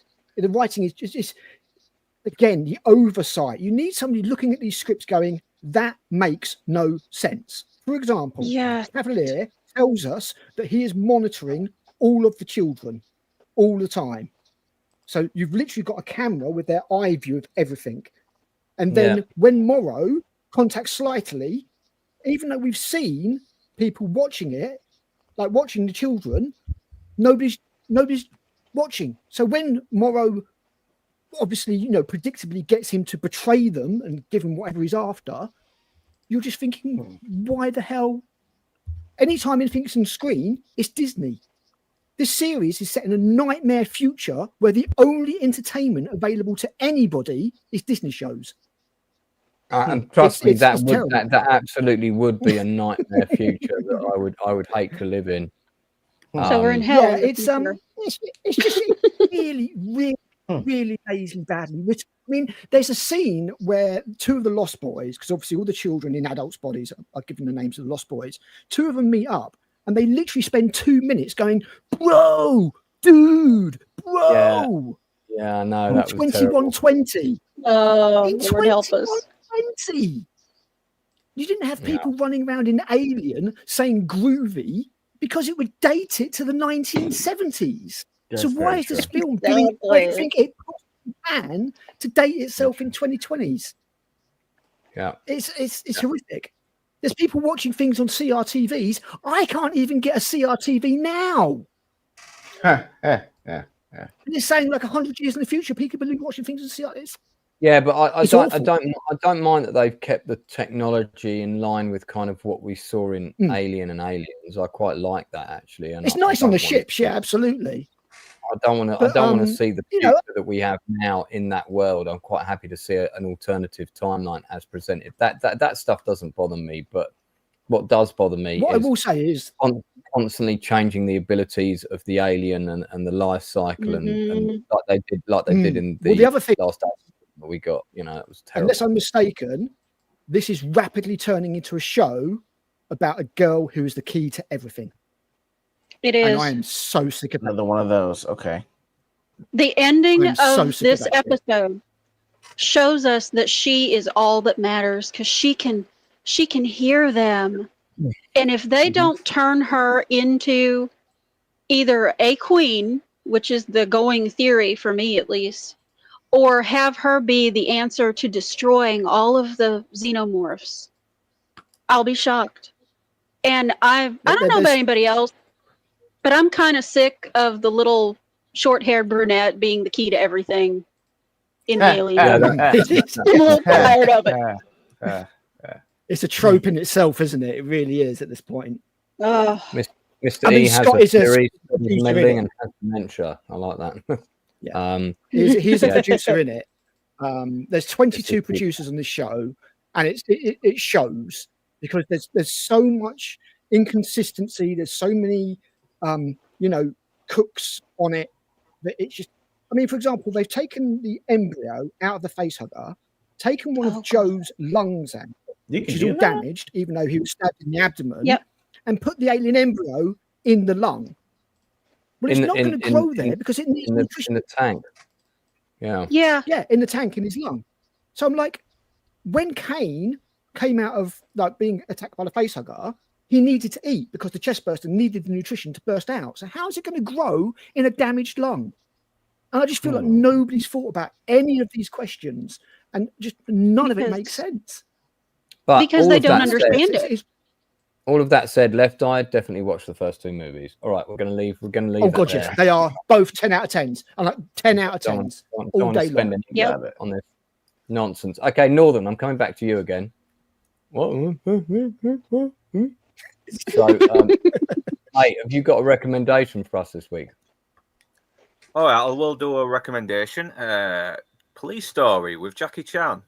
It's what a classic. Yeah, even though the movie making does feel a little amateurish at times, like the stunt work is absolutely amazing. Jackie Chan does the slapstick very well, where he has to protect a mobster's wife, but he's kind of trying to scare her. He's got his buddy in there pretending to be some assassin trying to kill her, but he's doing a very crappy job of doing it, and he ends up getting knocked out. It's very funny slapstick, but it is mostly just a way just to watch Jackie Chan kick some ass and do some really brilliant body injuring stunts. It's still fun. It's one of his earliest work, and definitely the one that got him noticed more. They've always got these reels on the end of these films, and Police Story 2 is another one, and it shows all the stuntmen like getting proper injured and fucking, being taken away in ambulances, and because the stunts are mental. They're bouncing off like moving double-decker buses and things that have not been specially padded with anything in particular. They're just real. You can really feel the impact as well when they land on something hard. It's like they're actors and stuntmen at the same time. So it's you definitely see it's the actors that are doing the work. So there's one shot, I think it might be in the second one, where a bus brakes hard, and these three guys go out of the front, the top front window. Straight onto a tarmac road. There's no crash bag, there's no mattress, there's no cut. Yep. You see them go straight through the window in a single shot, straight onto the tarmac. And I mean, it might be sugar glass. That's probably the only thing that they got. But man, I mean, that's proper dangerous right there. But they I mean, he's very young in this. Is this the scene where they obliterate like half a town on a hill? Yeah, they do. It's amazing as well, because you're watching this and it's real. And Jackie Chan does show he can act as well. I mean, when he gets framed for the murder of his corrupt partner, he does really show he's got some range as an actor, and you really do feel for him as well when he becomes more desperate. And even the bloody bureaucrat ends up being kind of a good guy, just doing his job and not just being one of the arsehole bureaucrats in a Dirty Harry movie. But once again, it's more about the bloody action and the stunts. It's amazing to watch. Police Story is the one where he falls down that pole through all the Christmas lights into the in the mall. Yeah, shot 3 times from different angles. Almost kills himself. Yeah, that's a good one. That's one of the better ones of all time. Yeah, there's like sparks going off as he's sliding down. Yeah, this was released in the UK. It was a truncated edit, so we didn't get a completely uncut version, and it was dubbed. Jackie Chan had redubbed his own voice, but he'd spoken in broken English very badly, and then we had all the rest of the characters were like dubbed really badly by with very kind of sterile lines. Did you see an original release version of it with subtitles? Well, mine is the more rudimentary DVD release, which was which probably came with the magazines from 20 years ago. Hong Kong Legends. So it's not Jackie Chan that's dubbing his own voice in English; it's someone else. But you do get the option of subtitles and the dubbed version. Yeah. So what I'm saying is, can you watch it in the original language version with all the proper? Yeah, you can do that. You can subtitles. Okay. So which version of it have you watched? It is basically, I think it might be the original version where Jackie Chan wasn't dubbing his voice, because the picture did look a lot grainy on my copy. But did you put the version with the subtitles on and watch that, is what I'm asking? I've watched both versions as well. And the dialogue tweaks a little bit differently. The dialogue's quite different, I think, in a lot of places. They simplify it to the 9th degree in the dubbed version, and then, you might get, yes, he's been taken hostage. And then in the dubbed version, it'll be, yes, he's been taken hostage in the Grey Building downtown in the Zong district, So, I think it's like sort of matched with the lips a little bit more, even though it still doesn't. Yeah. No, indeed. Well, because they're not saying the same thing. That's but all part of this charm. Yeah, but that's still amazing. I mean, look at that. He's skidding across the road for real. It's amazing to watch.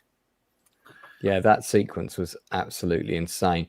Yeah, I haven't seen this in a long time, but I definitely give this a solid 8 out of 10. I mean, I love the Jackie Chan movies. I really like The Armor of God. Actually, that would be a good tune. That'd be a good tune to do a Jackie Chan special stream would be an interesting one. Left Eye, do you watch Jackie Chan oldies? Have you watched them before? I think I watched Legend of Drunken Master, Rumble in the Bronx, a few of them. But I think maybe I saw Police Story a long time ago. I can't remember. I'll definitely do a double bill of police. Definitely do a double bill of Police Story and Police Story 2. But if you can watch the original language version, that'd be a lot. That'd be a lot better. Yeah, the third one is probably the best in my opinion. I still like Fair Strike as well, which I did not know was Police Story 4 until I watched this one. So I recognize, it's got some of the same actors, like the guy playing his superior, who also plays his uncle in Rumble in the Bronx. Okay. Yeah. Yep. Check that out. All right. Yeah, so do check that out. What would you give this out of 10, mate? I'll give it a good 9 out of 10. I mean, there was still a little amateurish at the time, a little bit in the movie making. You know, his movie making is a little bit amateurish, but at the same time, it still looks like he's got potential because, you know, it is still well shot and the action is still brilliant. And, you know, the actors do make it work. It's got a good sense of humor and it can be very gritty when it needs to be. Yeah. I just remembered I was going to give someone a shout out. This girl called Pip, who came from Southampton, gave me this bracelet at rave. It says Cheeky Boy on it. Don't ask me why I got given that. Nice. But I said I would give her a shout and her crew shout out. They were giving out bracelets to everybody. My girlfriend got given one as well, which matched her dress, which was really sweet of them. And I thought, oh, that's very summer of love, isn't it? Very nice. So I do still have it. I'm going to wear it to the next rave. So now at this point, if I was on Enzo's channel, I'd be pressing a button and there'd be this funny intro sound with a hilarious song and an anime of a man burping and drinking huge gulp things from a cinema and consuming them with lots of alcohol in. And then he'd be staggering about. But I haven't got those intros, but I do have Blue Collar Losers. Big gulp and alcohol. You've got one. There you go. Oh, yeah. Lord. Oh. It's suddenly got very blue in here. Damn, I got like this massive panel this evening. Tell us about the Chinese movie you saw, Blue Collar. Oh my God. What have you been to see? So it's called Neza 2, Lance. Apparently it came out this year, but America just got it. And I didn't even hear of it until like Jeremy Johns reviewed it. I just saw it. Computer animated Chinese movie that apparently made $2 billion allegedly. Yeah. Supposedly. Yeah. I don't believe it. Yeah. I think that's a little propaganda on the part of the CCP, to be honest. But apparently, yeah, it did really well. Really good. Yeah. I've never even heard of this film. But Lance, I didn't either until Jeremy Johns reviewed it. That's why I just went and saw it. So yeah, it's apparently it's China's most expensive movie of all time, and I just watched it. And I can say that I watch in IMAX, but it is visually, this is the most beautiful movie I've ever seen. I will give them that. I've heard that. You can truly tell in IMAX. I would pay anybody to go see this at least once in IMAX. I have no idea what the story is. It's just endless battle sequences. Hang on. So you watched the movie. You said it looked good, but were you asleep during the film or what I mean, happened? because Lance, there's so much lore to unpack. It's hard to understand this in one viewing. But basically, the kid is a reincarnation of the Demon King, and then they fight angels, and that's pretty much it for 2 hours. Huh. All right. Yeah. So Is it a long Did film? you watch K-pop Demon Hunters? Yes. Was this better or worse than K-pop Demon Hunters? This was definitely better, and people said right there, the IMAX experience. Disney and Pixar, everybody should be ashamed of themselves, because if China can do this on a budget of 80 million, and again, Lance, you know this, there's no reason we're getting $200-300 million Pixar films. The budget was 80 million. Yep. It's Is disturbing. this the second movie? There's Yes. there's a what? Yes. Yeah. The first one's 2019. Yes. Yeah. Well, I mean that money's not going to the animation team, guys. Yeah. It's going And to again, and I'm not saying just to be hyperbole, but like said in IMAX, in IMAX, I'm watching this. I'm like, how this was on screen at one point. Like Lance, remember everyone knows Pelennor Fields in Return of the King. Well, imagine that sequence dialed up to 100. Like there was one sequence where there's 10 million beings fighting at once, and I'm like, how was this animated? I can't even, my mind can't comprehend a battle sequence of this size. Like they're fighting in the air, and I'm like, what is happening right now? But when they're basically in heaven and they're fighting on Earth, these sequences, I'm like, it's just in IMAX. I'm like, what? And it proves, like, when people, like Lance said, remember Godzilla -1 cost $15 million, and you could see it on screen. This right here is, it said, you know, the Disney American animators should be ashamed of themselves after watching this. Apparently, we've got an intro for you. I've been told. So Really? that's from the time travel thing. Quantum Leap. Oh, again, let's Quantum imagine Leap. that. Oh boy, would not get made in 2025. Something tells me that we wouldn't get that in an episode now. Yeah, certainly you not think that kind of long shot there going on. Yeah, really. Oh. But Blue Collar gets it in the mirror every morning. Goddamn so right, we relive it. Yeah, I can see the similarities. So I'm glad That's why I drink. You put that in. Okay, who's got another show or movie to recommend that hasn't recommended anything yet? Left Eye. Left Eye? You know, for me, I'm gonna go with the show that got released this summer called The Bondsman. I don't know if you've heard of it. That was a good show. Yeah, it was all right. Okay. It is. Canceled it too. Yeah, this is the Kevin Bacon. Yeah. Yes. Yeah, it's actually Yep. pretty good. He's basically a bail bondsman that gets murdered and goes to hell, and then he is turned into a bail bondsman of demons. So I absolutely loved it. We watched the series, this first season, way too fast. They should have had more episodes or like something, because they ended it on a really great cliffhanger. So I really hope it gets a season 2 so that they can finish the story. Are you serious? It's already canceled. It's already canceled, big guy. Sorry. Just like the show it ripped off called Brimstone from 1998, which was a more serious version of this. And this is why I don't get into TV shows. This is why Enzo, follow Enzo. Enzo has a theory. You want to tell him your theory, Enzo? No, because Left Eye has the conch right now, and he's talking about this. So let Left Eye talk about that. Quiet people. Yeah, God, this is the Nielsen ratings. You're not on Leroy's Happy Spliff Hour, okay?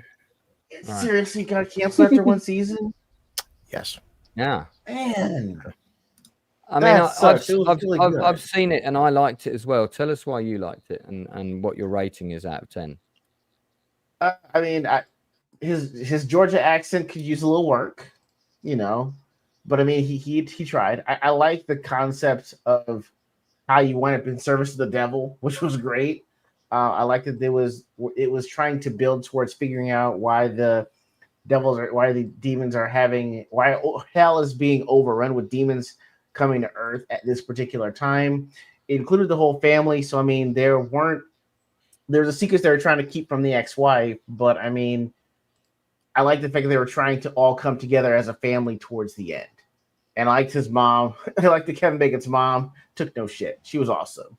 So I mean, it was a really great concept. I guess I'll have to watch Brimstone, which was a movie or a show. It was a show. Okay, how many seasons did that one get? So also canceled in the first season as well. Left Eye, it might interest you to know this actor Damon Herriman, who's great in the show. Yes, he was filming this show when he came on my channel for an interview. So there's an industry interview with him on my channel. Dude, that's awesome. I'll have to check that out. Okay. Lance, you interviewed celebrities? Is this a show where you can watch? I interviewed Damon Herriman on the channel probably about 8 months ago now. Wow. I told when I talked about some movie. Oh yeah, I talked about Together, right? Did I talk about that? No. Was I here? I think you did talk about Together. I was in Together. He did a good job. He did a good job in Together. Yeah, he always. Damon Herriman is a phenomenal talent. He's absolutely at the top of his game, and I really like him. But yeah, for those people who are new to the channel or haven't checked out all the industry interviews yet, there's a great one with this actor who's on screen now, Damon Herriman, on the channel. I can't remember which industry interview it is. If somebody wants to do it, one of my mods wants to do a quick search. I'll do it. For it. I'll do it. I meant somebody who's not in the chat on the panel right now, but Tox, you're more than welcome. Then yeah, please whack the link for it in the chat so people can check it out. Much appreciated. So Left Eye, knowing that it's only one season and it's been cancelled, would you say it's still worth watching? Yeah, it was still good. I mean, hopefully I liked it. I still want to watch it. It was a good season. Like, it was still good, interesting. No cliffhanger ending that's going to piss me off, but I can't get any more. No. No. I mean, you're just gonna be upset that like, yeah, why couldn't this continue? It was a good premise. I don't know what Prime wanted to do in another direction since it was exclusive to Prime. So I mean, it was still good to watch though. They probably need to save money for the next season of Lord of the Rings or whatever. Oh God, sounds cool. I like the premise. Yeah. So I also recommend it. I give it a solid 8 out of 10. I love Bacon in it. I think it's one of, you can tell why he agreed to do it because it's such a fun part for him. And it's a pretty fun show. It's it's not the best thing ever, but I definitely enjoyed it. I would have been quite happy to see a second season. I don't think it would have lasted much longer beyond that. But my post-production team are checking in with me. So that's nice because we're in post-production on our film at the minute. So it's a bit of news there that I can't talk about, sadly. All right. Okay. Good recommendation, Left Eye. Enzo, do you have a recommendation for us this week?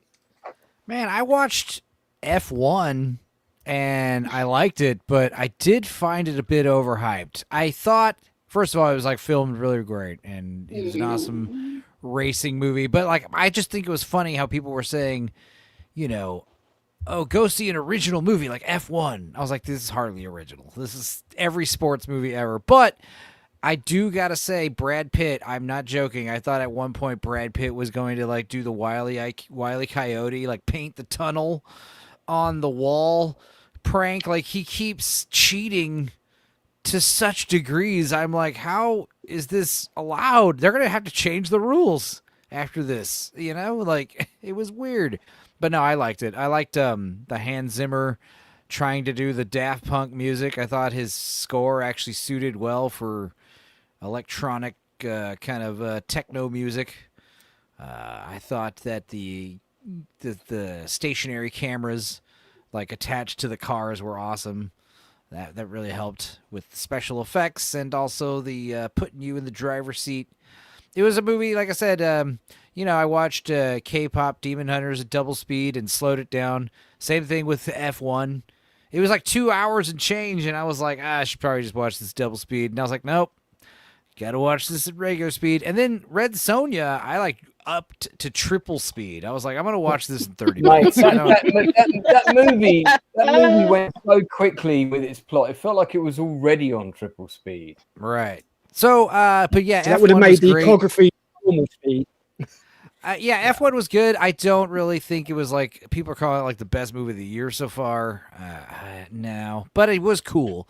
I did have fun, and seeing it in the theaters probably was badass. I watched it in my TV, but I put on the big headphones that cover my ears and have like the bass on them and cranked them up because that was cool. I think. Like Oscar wise, like it should definitely get like some sound design Oscars. The sound design stuff was fantastic.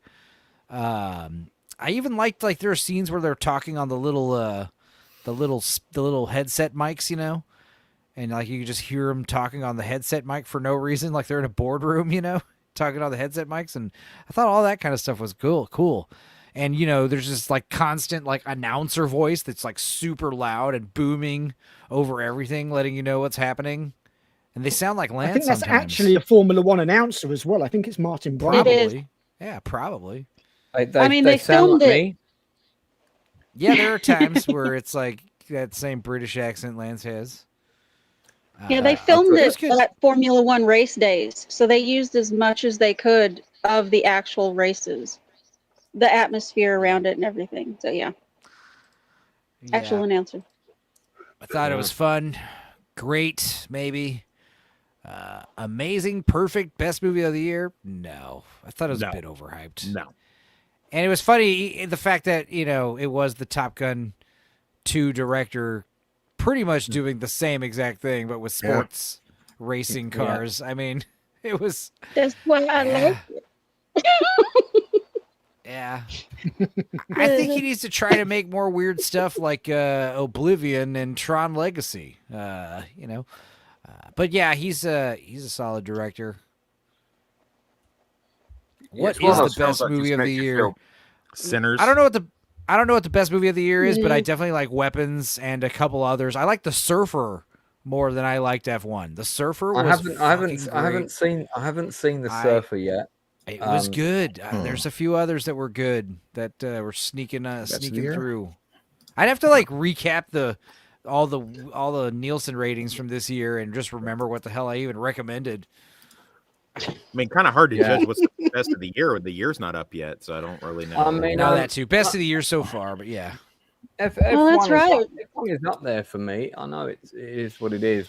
I talked about it when I watched it when it first came out. I liked it. Yeah, yeah. We don't need to spend more time on it. I mean, it's hard to sort of say, Weapons is my favorite film of the year over F1 because the two are just remotely not even comparable. I like them both for different reasons. I wouldn't say one's markedly better than the other. But we'll see. I mean, obviously, Red Sonja's a big contender for the number one spot. It's a must watch for that. For the Razzies, maybe. That film was bad with a capital B. War of the Worlds was way worse than Red Sonja, though. Red Sonja was not. Right. It was bad, but it wasn't. Should we? Like that. Who else actually managed to sit through all of the Ice Cube War of the Worlds film? I did as a dare. I did it just because I actually was more interested when I found out it was made during the pandemic, and that's why it is the way that it is. Well, one of the reasons anyway. So I was okay. okay. I didn't know that. Okay. Yeah, well, I didn't either. Do you know what? If that had come out during the pandemic, and everyone had gone, okay, cool. They kind of just thought of something, and I think people would have really forgiven it. Everybody would have gone, oh, wow, good effort. We're all fucking stuck inside and you found a way to make a film. Okay, fair enough. I think also if the movie had starred a bunch of unknowns, people would have been like, whoa, who made this movie? Some guy made this movie in his basement, basically. That's amazing. Like if I had made that exact War of the World movies and it starred my big hammy face, you'd be like telling me, bro, you're a fucking genius. How'd you do this? That's amazing. But because it's Ice Cube and Longoria, whatever her name is, Eva Longoria, we're expecting some level of quality. But the Amazon plugging, I think, is where it got pretty bad. It was like the World War Z sit and have a Pepsi scene. Like almost the Head and Shoulders from Evolution. Like that was at least funny. And Head and Shoulders, whatever, who cares? But I mean, this idea like Amazon is the answer to all your problems, including alien invasions.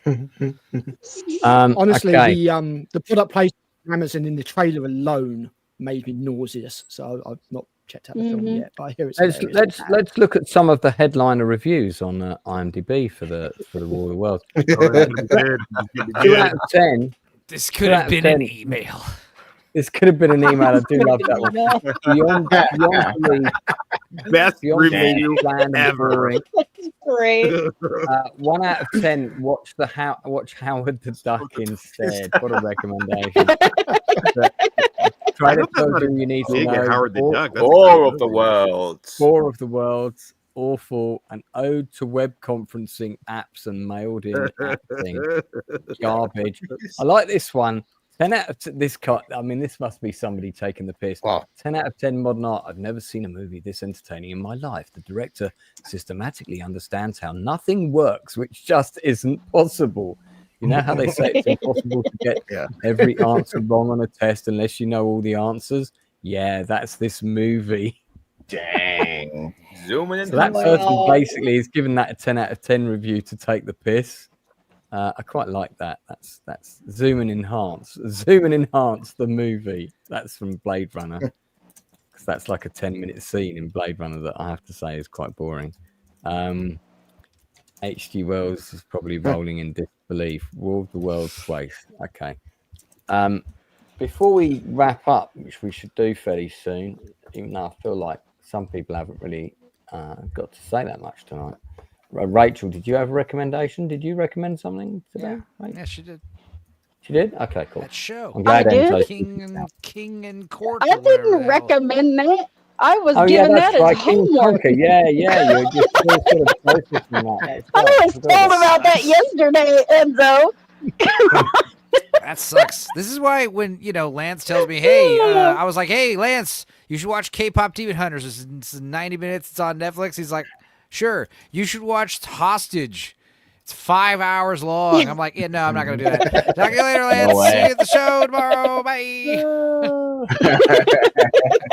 You know what, Now, Lance? God bless you. God bless you. You came up with that, and I asked you how long it was and how many episodes. And when I said it out loud and I read it, my girlfriend was like, "What the F is wrong? Why does he do that?" And I was like, it's fine. I have to clean my office. And then I just heard you guys talk about it. You were like, it's kind of forgettable. I wouldn't watch it again. And I'm just like, Jesus Christ.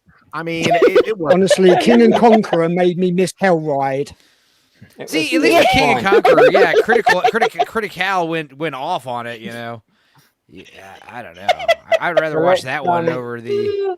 Let me talk about possibly one of the most misguided television series ever. This should never have been commissioned. What the fuck were they thinking? I'm going to talk about this very briefly. Now, before I put this up, I just want to state for the record, I researched the true story of this when it happened and subsequently. And there was a time when I was in talks to write either a movie or a TV show about it. So I went out, and it was very much my ballpark. So I went out and I really thoroughly researched the story from every angle possible to work out, whose point of view are we going to tell and who are going to be the main characters and that. So this is a true event that took place in Italy, where a British student who was studying over there was killed, murdered, in fact. And 3 people were arrested, a black immigrant, an American student who came from a rich family, and an Italian boy who was her boyfriend, who also came from a rich family. Now, there are various facts that are in dispute, but I'll tell you one very key fact which is not in dispute. Very early on in the interrogation of the American female suspect, she named her boss, who had just fired her, where she worked at a bar temporarily, but almost never turned up for a shift, which is why he fired her, as the person who had committed the murder. That whole story fell apart when several witnesses came forward to explain that he was with them the entire night and therefore couldn't possibly have been at the murder scene, at which point she was forced to retract that story and then blamed the other black man for the murder, who subsequently was convicted of that murder and served a full sentence in prison. Her and her boyfriend also got convicted of the murder, but because they had rich lawyers, they got off eventually. And the Italians did do a really bad job with this case. I'm not going to let them off. They fucked it up. However, you have to ask yourself, if this girl was completely innocent, why did she point the finger at her boss and say he murdered this British roommate of hers when he was never there? All right, it's absolutely been proven definitively. This guy, Patrick Lumumba was his name, was nowhere near this place. And so Amanda Knox, who is the girl that got off and now says she was innocent all along, now has her own fucking drama series, right? And with an actress playing her and all this kind of thing. And because they were watching Amelie the night that Meredith Kercher was murdered, Amanda Knox feels that it's appropriate for this series to take on a kind of Amelie type semi-surreal veneer. I've watched the first episode. It is so misjudged and insulting to Meredith Kercher's family. The person at Hulu who commissioned this should be fucking shot. I mean, this is so misguided. If you were even partly culpable of a crime, or even if you were wrongly accused of a crime, and you you eventually the legal case fell apart. So you claim you're innocent, you move on with your life, but nevertheless, somebody died. And in that case that you now are innocent of, and you claim you're innocent of all along, one of the things that can't be disputed is you tried to blame the murder on someone else who was innocent. Do you think the best decision then, instead of getting on with your life, is to then do a show that glamorizes your role and makes you out to be the victim, as opposed to doing a show about the story of the person who actually fucking died? I think this is so appalling. I mean, interrupt. I think that whenever they do any documentary style thing that's of a documentary that happens, it becomes a show on Hulu, is for like the true crime podcasters that are going to watch it. Because I know that I'm not watching this. I didn't watch the dying for sex thing with a lady that just wound up sleeping with 100 dudes because she was dying of cancer, because that really happened too. Like, you know, it's one of the things where you want to say, I blame us. You know, true crime podcasts have gotten really out of hand, and it's like the natural outgrowth of it. Because anyone that's going to want to watch this has probably seen 3 or 4 crime podcasts and want to get like a different spin on it, and this is what we got. It still sucks though. Yeah, no, I think that's a very good point. The funny thing is I don't know if Hulu's a subsidiary of Disney, but the stuff on Hulu always ends up on Disney. Not anymore. They're separating though. All right, so no, they're not. They're becoming one. All right, well, let's forget about that point. But if you think back a few weeks ago, we were talking about another show, which was the true story of the shooting of Charles Jimenez from South America, who accidentally got mistaken for one of the 7/7 terrorist bombers by police who were surveilling the building that he happened to live in, which was the same building as one of the terrorists. He looked absolutely nothing like the terrorist. It was a complete fuck up from the police. They basically executed an innocent man. They killed him, and his family got nowhere near the compensation they should have been paid. Now, that I don't know if any of the same. I'd need to check the credits. I doubt any of the same team were involved. That show was amazing. That show gave the focus to the victim. The Charles family got loads of screen time. The victim got loads of screen time. The terrorists got, you know, the amount that was required, but there was no glamorizing of what they did or anything. It was a really, really well told, and I thought it handled things very delicately, and it had the full approval of the family. Take this show. Amanda Knox tried to get Meredith Kircher's sister involved in this show, and she turned around and told Knox to fuck off. So good for her. Yeah, I mean, you know, and somebody still thought this was a good idea. I mean, at the end of the day, if the families that are at the heart of this thing, who've lost their daughter, don't want this thing to be fucking made, you know, maybe that should tell you something. I don't know what they were thinking, but in some ways you should watch this or watch one episode of it, just one episode, just to see how bad it is. I'm not exaggerating here. It is really bad. And not in a fun Red Sonja crap way. This is just so inappropriate and misguided. It's beyond awful, and therefore scores 0.5 out of 10, the lowest rating I've ever given anything on my show. And we're normally here to champion stuff, but when something really grinds my gears, I'm afraid I'm going to have to get on and talk about it. And this show, yeah, because I know this story so well, and I know so many of the indisputable facts. There are facts that are difficult to pin down in this case, and bits of evidence that are very ambiguous. But there are several things that happened that are not in dispute, and one of them is she tried to blame the murder on somebody else who was innocent. And for me, that fucking says everything I need to know about this woman. So there you go. Yeah, okay. Proctor File says, now I kind of want to watch it. Well, listen, dude, watch the first episode. I'd be really interested to know what you think of it. So, and Toxic filling us in on Disney. Okay, we're going to start to wrap things up. I've got a massive panel on. Left Eye, tell us a bit more about your channel and what you've got coming up. Well, guys, I put in my channel bio, like, let's talk about it. So I will really talk about anything and everything That's like movies like Sinners. That's conversations about conservatism in the United States. It can be anything and everything. Love talking horror movies, especially with the ones that we've got coming up this year. And it happened this past Sunday, but every other Sunday, my wife and I have our own stream, Ordinary Gains, where we talk about the small things you do in life that add up to big gains over time. Just like my wife being very, very, very, very, very supportive of me as football season is underway. She knows how I get, she knows how I am, but she still loves me anyway. So if you're into that kind of stuff, please subscribe to my channel. It's Left Eye Ego. Okay, so kind of you got a bit of a sort of relationship counseling session going on there.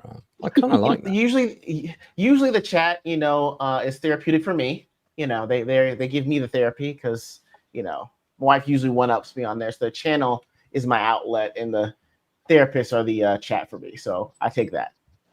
All right, excellent. I'll send you my therapy bill in due course. You got it. Fantastic, man. It's been great having you on as well. You're welcome back anytime. I normally don't like the Nielsen ratings panel being this big because it takes ages to get through everybody's choices and stuff. I mean, we spent at least an hour on Rachel's 5 choices tonight. So, Lou, you haven't been in a while. You're late night coaster. Yeah. Have you crashed the bus? You're no longer at the bus. Yeah, too much BS, Lance. It is. You hit a point in life where it's like, you couldn't pay me $500 an hour to do that job anymore. Rather just like where I'm at right now. But for the entire panel, I mean, hey, this week, man, just take my kid to see Jaws 50th. Just Lance, I've never seen Jaws in theaters, so I'm looking forward to seeing it for the first time in theaters. And I'm going to go and see that. Definitely. And I do want to see, like, me and Enzo agree on Toxic Avenger. Because I'm already seeing the ratings, like, it's so disgusting. People are walking out of the theater. Yeah, I heard people walking over the out. top. I want to see it just because of that. It's like, because the thing is, Lance, is it as bad as people say it is, or is it because this generation's offended by everything? That's what I want to find out, because how many films from the 80s and 90s would modern audiences walk out of? Or is it just a terrible movie? It could be. Exactly. It could be. I don't know. If it's terrible in a trauma way, then I don't mind, because that's what trauma is meant to be. So yeah, I'm going to go see it at the weekend. Yeah. Right. Very good. Interesting. By the way, I sent a Red Sonja review in to IMDb. I haven't done a review in quite a while. Would you guys like to hear what I said? Oh yeah, definitely. Yes. It's quite short for me, so which you'll be grateful for. Fantasy films can be fine. B movies, The Sword and the Sorcerer, directed by the late Albert Poon, is a brilliant example of the perfect tone of a great script set within this genre. Sadly, this film isn't even in the same league. The mixed bag of special effects and some of the odd casting choices could be forgiven if the script was strong. But the dialogue in this film is absolutely awful. Everything is so bland and flat and boring. There's no real character building, tension, or sense of stakes half the time. We get a bit of world building, but never really enough. Let's shoehorn in a cyclops here and a giant scorpion there in a box that we never see again. We're told a forest is a really dangerous place, but it's really just another Eastern European wood. The wooded swamp in Krull felt more interesting than this. The cast do their best, and Katrina Durden is woefully underused. I always give her a plug if I'm doing a review of something she's in. This could have been great fun, but it's absolute utter rubbish. There you go. So I feel that was a 10 out of 10. Yeah, I feel 10 out of 10. I feel that was a very balanced review. Yeah, so it would be interesting to see if my review about the Amanda Knox thing gets put up, because she's a producer on the show as well. So oh my god, it's a bit distasteful, that, isn't it? It just leaves a bad taste in the mouth when you look at that kind of thing, really. So yes, yeah. So anyway, yeah. So Enzo, what you got coming up? Another Chinese American movie we watch tomorrow. It's about kung fu fighting kangaroo warriors from a mythical land of a little boy's imagination called Warriors of Virtue.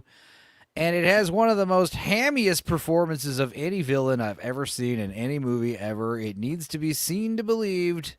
So check out the full-length commentary for Warriors of Virtue tomorrow at 2:30 p.m. or anytime after.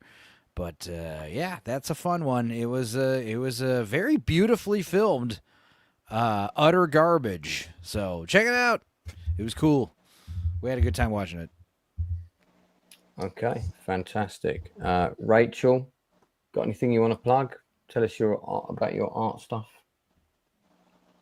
Well, my art stuff has taken a back seat to my writing stuff. So writing for myself, writing for other people.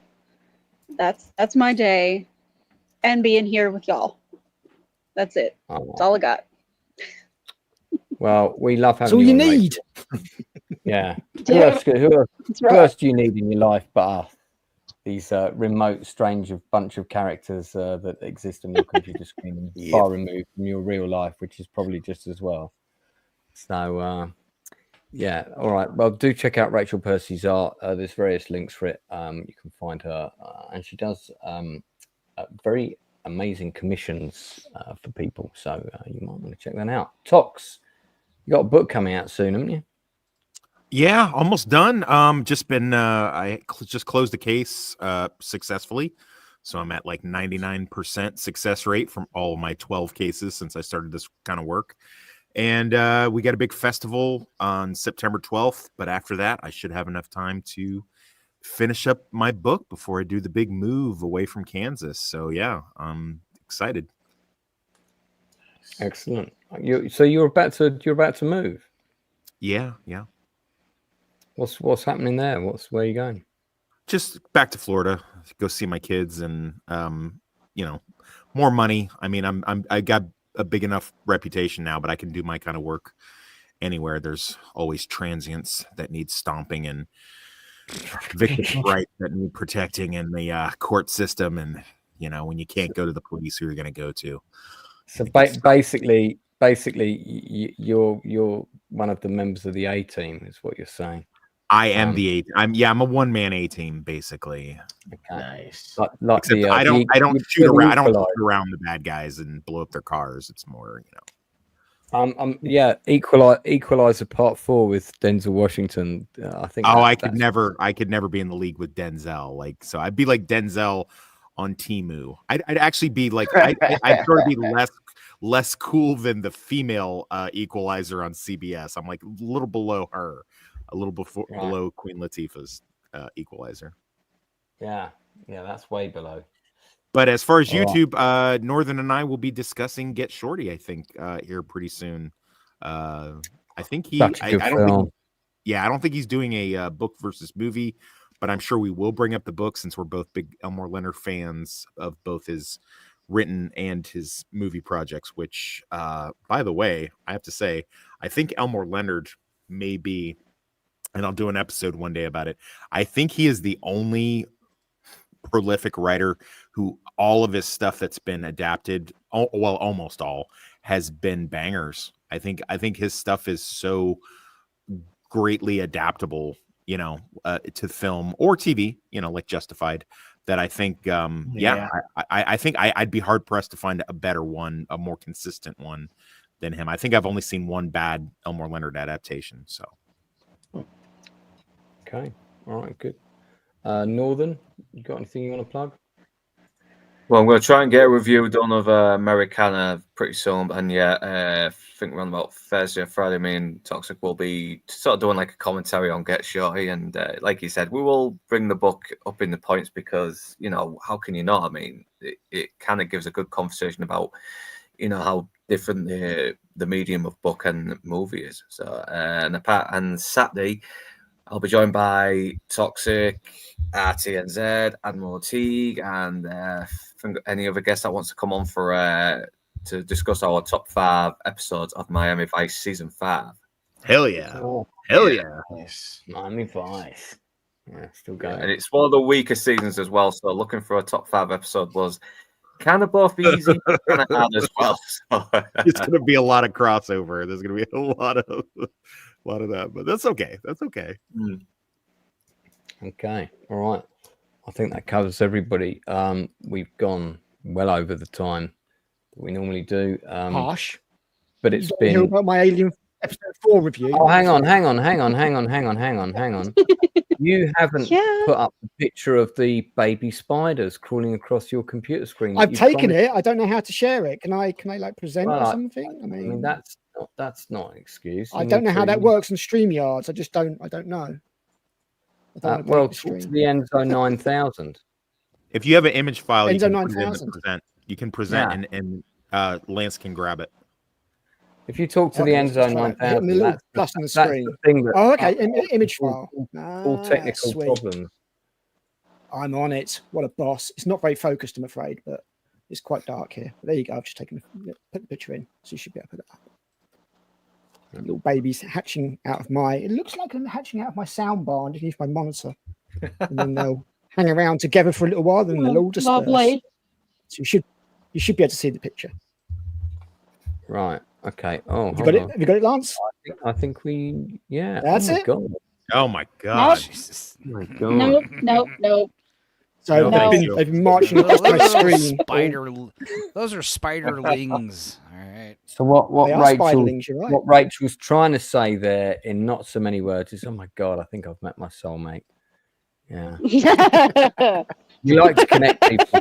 What a wild interpretation, Lance. Well done. Well done. Yeah, we like to connect people on this channel. We're very, we're all about the romance here, and finding love. Hey, I've had one of my tarantulas crawl across me in bed in the middle of the night. I have no fear.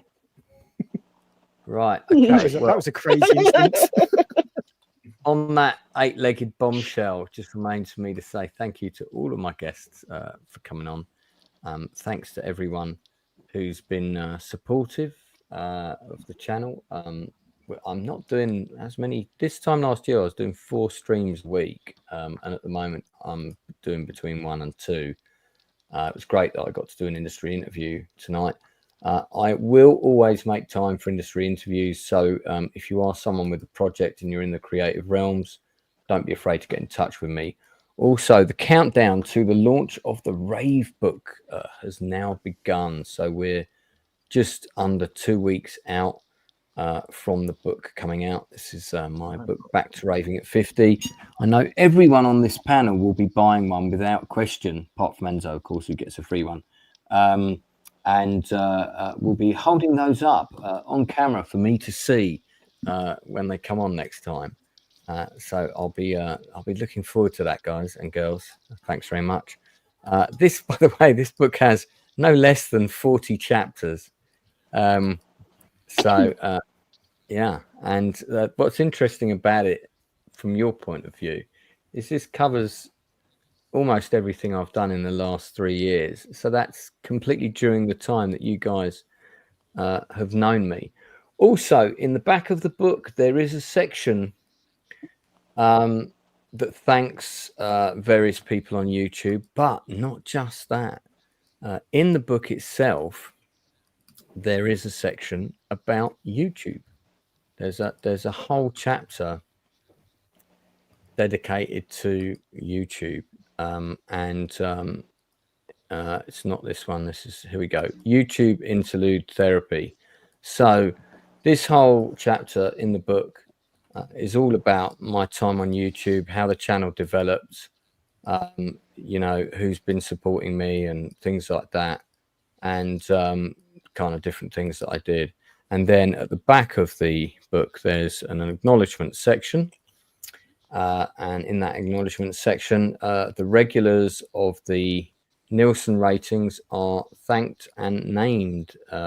Here we go. I want to thank all my YouTube collaborators, of which there are many, but especially the Nielsen ratings Tuesday Night Gang, Enzo, Stupenzolicious, in brackets, who designed the cover, Blue Collar Loser, in brackets, who's never here, it should say, Rachel, Percy Art, Northern Stars, Inside Man, and some of my other regular collaborators, including Retro Nerd Girl, mentions Critical Drink, and so on. So quite a few people mentioned there. I'm waiting for Left Eye Ego to send me his thong picture before we can include him. Yeah, I saw that message. I need to do that. Yeah, man. So I know what's going on right with that. here. I know. Right here. Dude, you got my book. Seriously, Yeah, you got my dude. book? I'm sorry. I just forgot to take the picture of it. Dude, I've been reading it and taking notes, man. Hold on. That's what's taking me so long. Hold up, dude. Yeah, dude. I've been reading the whole thing. I've been reading like for months and like taking notes and stuff. You've been taking notes? Yeah. Dude, of course. Like what? Making corrections. You got like really interesting stuff. Like I had me on here, like I was making notes and everything. That's what took me so long to take a picture of it. Yeah, I was reading the notes. You've got there are movies in there that you haven't seen that you're making notes to watch. Quite a few of them. Like I didn't know your dad was like helped with Tower Inferno. Like that's pretty cool. So I was like, I'm trying to look through the ones that I hadn't seen. I know that you like a lot of like World War I and World War II movies, especially when they cross over with like islands and dinosaurs and stuff. I had to hear how that turned out. It's completely confusing to me. But yeah, talking about the land that time forgot. Oh mate, that's great. I have to hear it because reading it, I'm just like I can't picture it. But yeah, I have had it, and I'm reading for months. I'm taking notes. That's why it's a slow read for me. I don't want to embarrass my other guests, so I'm going to give them a minute now to come on camera and also hold up all their copies of the books because I just know that they'll feel out of place otherwise. So it's all right, guys. You can do that next time as we're running late. Honestly, though, joking aside, that honestly means a lot to me that you picked up a copy of that, and I'm glad you're enjoying it as well because there's quite a few people that have said, "Hey, I've got it." And I know the book's right up their street. And I'm like, have you read it yet? And they're like, no. I'm like, oh, fuck's sake. Just like put it next to your bed and just read like a film a night, you know, and in a year you'll be done. So, because that's what you should do. Just read one film a night. I'm looking for your other one. Is it 1988 or is it 89? Yeah, 1988. I've done 3. The Rave book will be my 3rd biography. I've only done 3 biographies, but I've done 15 books. So, mate, it's about a lot more than raving. It's about PTSD, all kinds of stuff, mental health, etc., etc. But it's not like a heavy. You're not going to finish it and feel depressed. Put it like that. So, there you go. All right, great. Well, listen, I didn't know you'd published the 7 Magnificent Egos, Lance. Yeah, that got published in about 2019. That's been out ages because we were originally supposed to stage the play a long time ago. The Rave book is out on the 12th of September. On that subject, I've got a copy of it here, incidentally, because it's already been. I've already got the proof copy of it. I'll come on camera for a second. And again, thanks to Enzo for designing the cover, and he's actually designing the hardback cover right now as we're talking. So this is the proof copy. What's really funny was I went raving on last weekend, and all of these girls and the guy in the white shirt were all at that rave. So I've now got pictures of all of these people actually holding this book as well, which is quite funny. But it's out on the 12th of September, and I'm doing a mega live stream from 6 p.m. until midnight. So I'm doing a 6-hour live stream. And anybody who's been on the rave scene and has a story to tell me can come on that stream and chat, basically. So there you go. So I'm looking forward to all of Enzo's mushroom stories that Friday. Fab. All right. Guess that's it. So thanks, Lance. I have put another picture backstage if you want to show it. Some people might like it, some people might not. There you go, Rachel. Look at that. That's literally sitting 2 foot away from me at the moment. I have to admit that she's about fantastic. That's just lovely. That pattern is pretty cool, though. I've never seen like an albino spider vibes going on. Yeah, it's Indian ornamental. They live on trees, so they camouflage.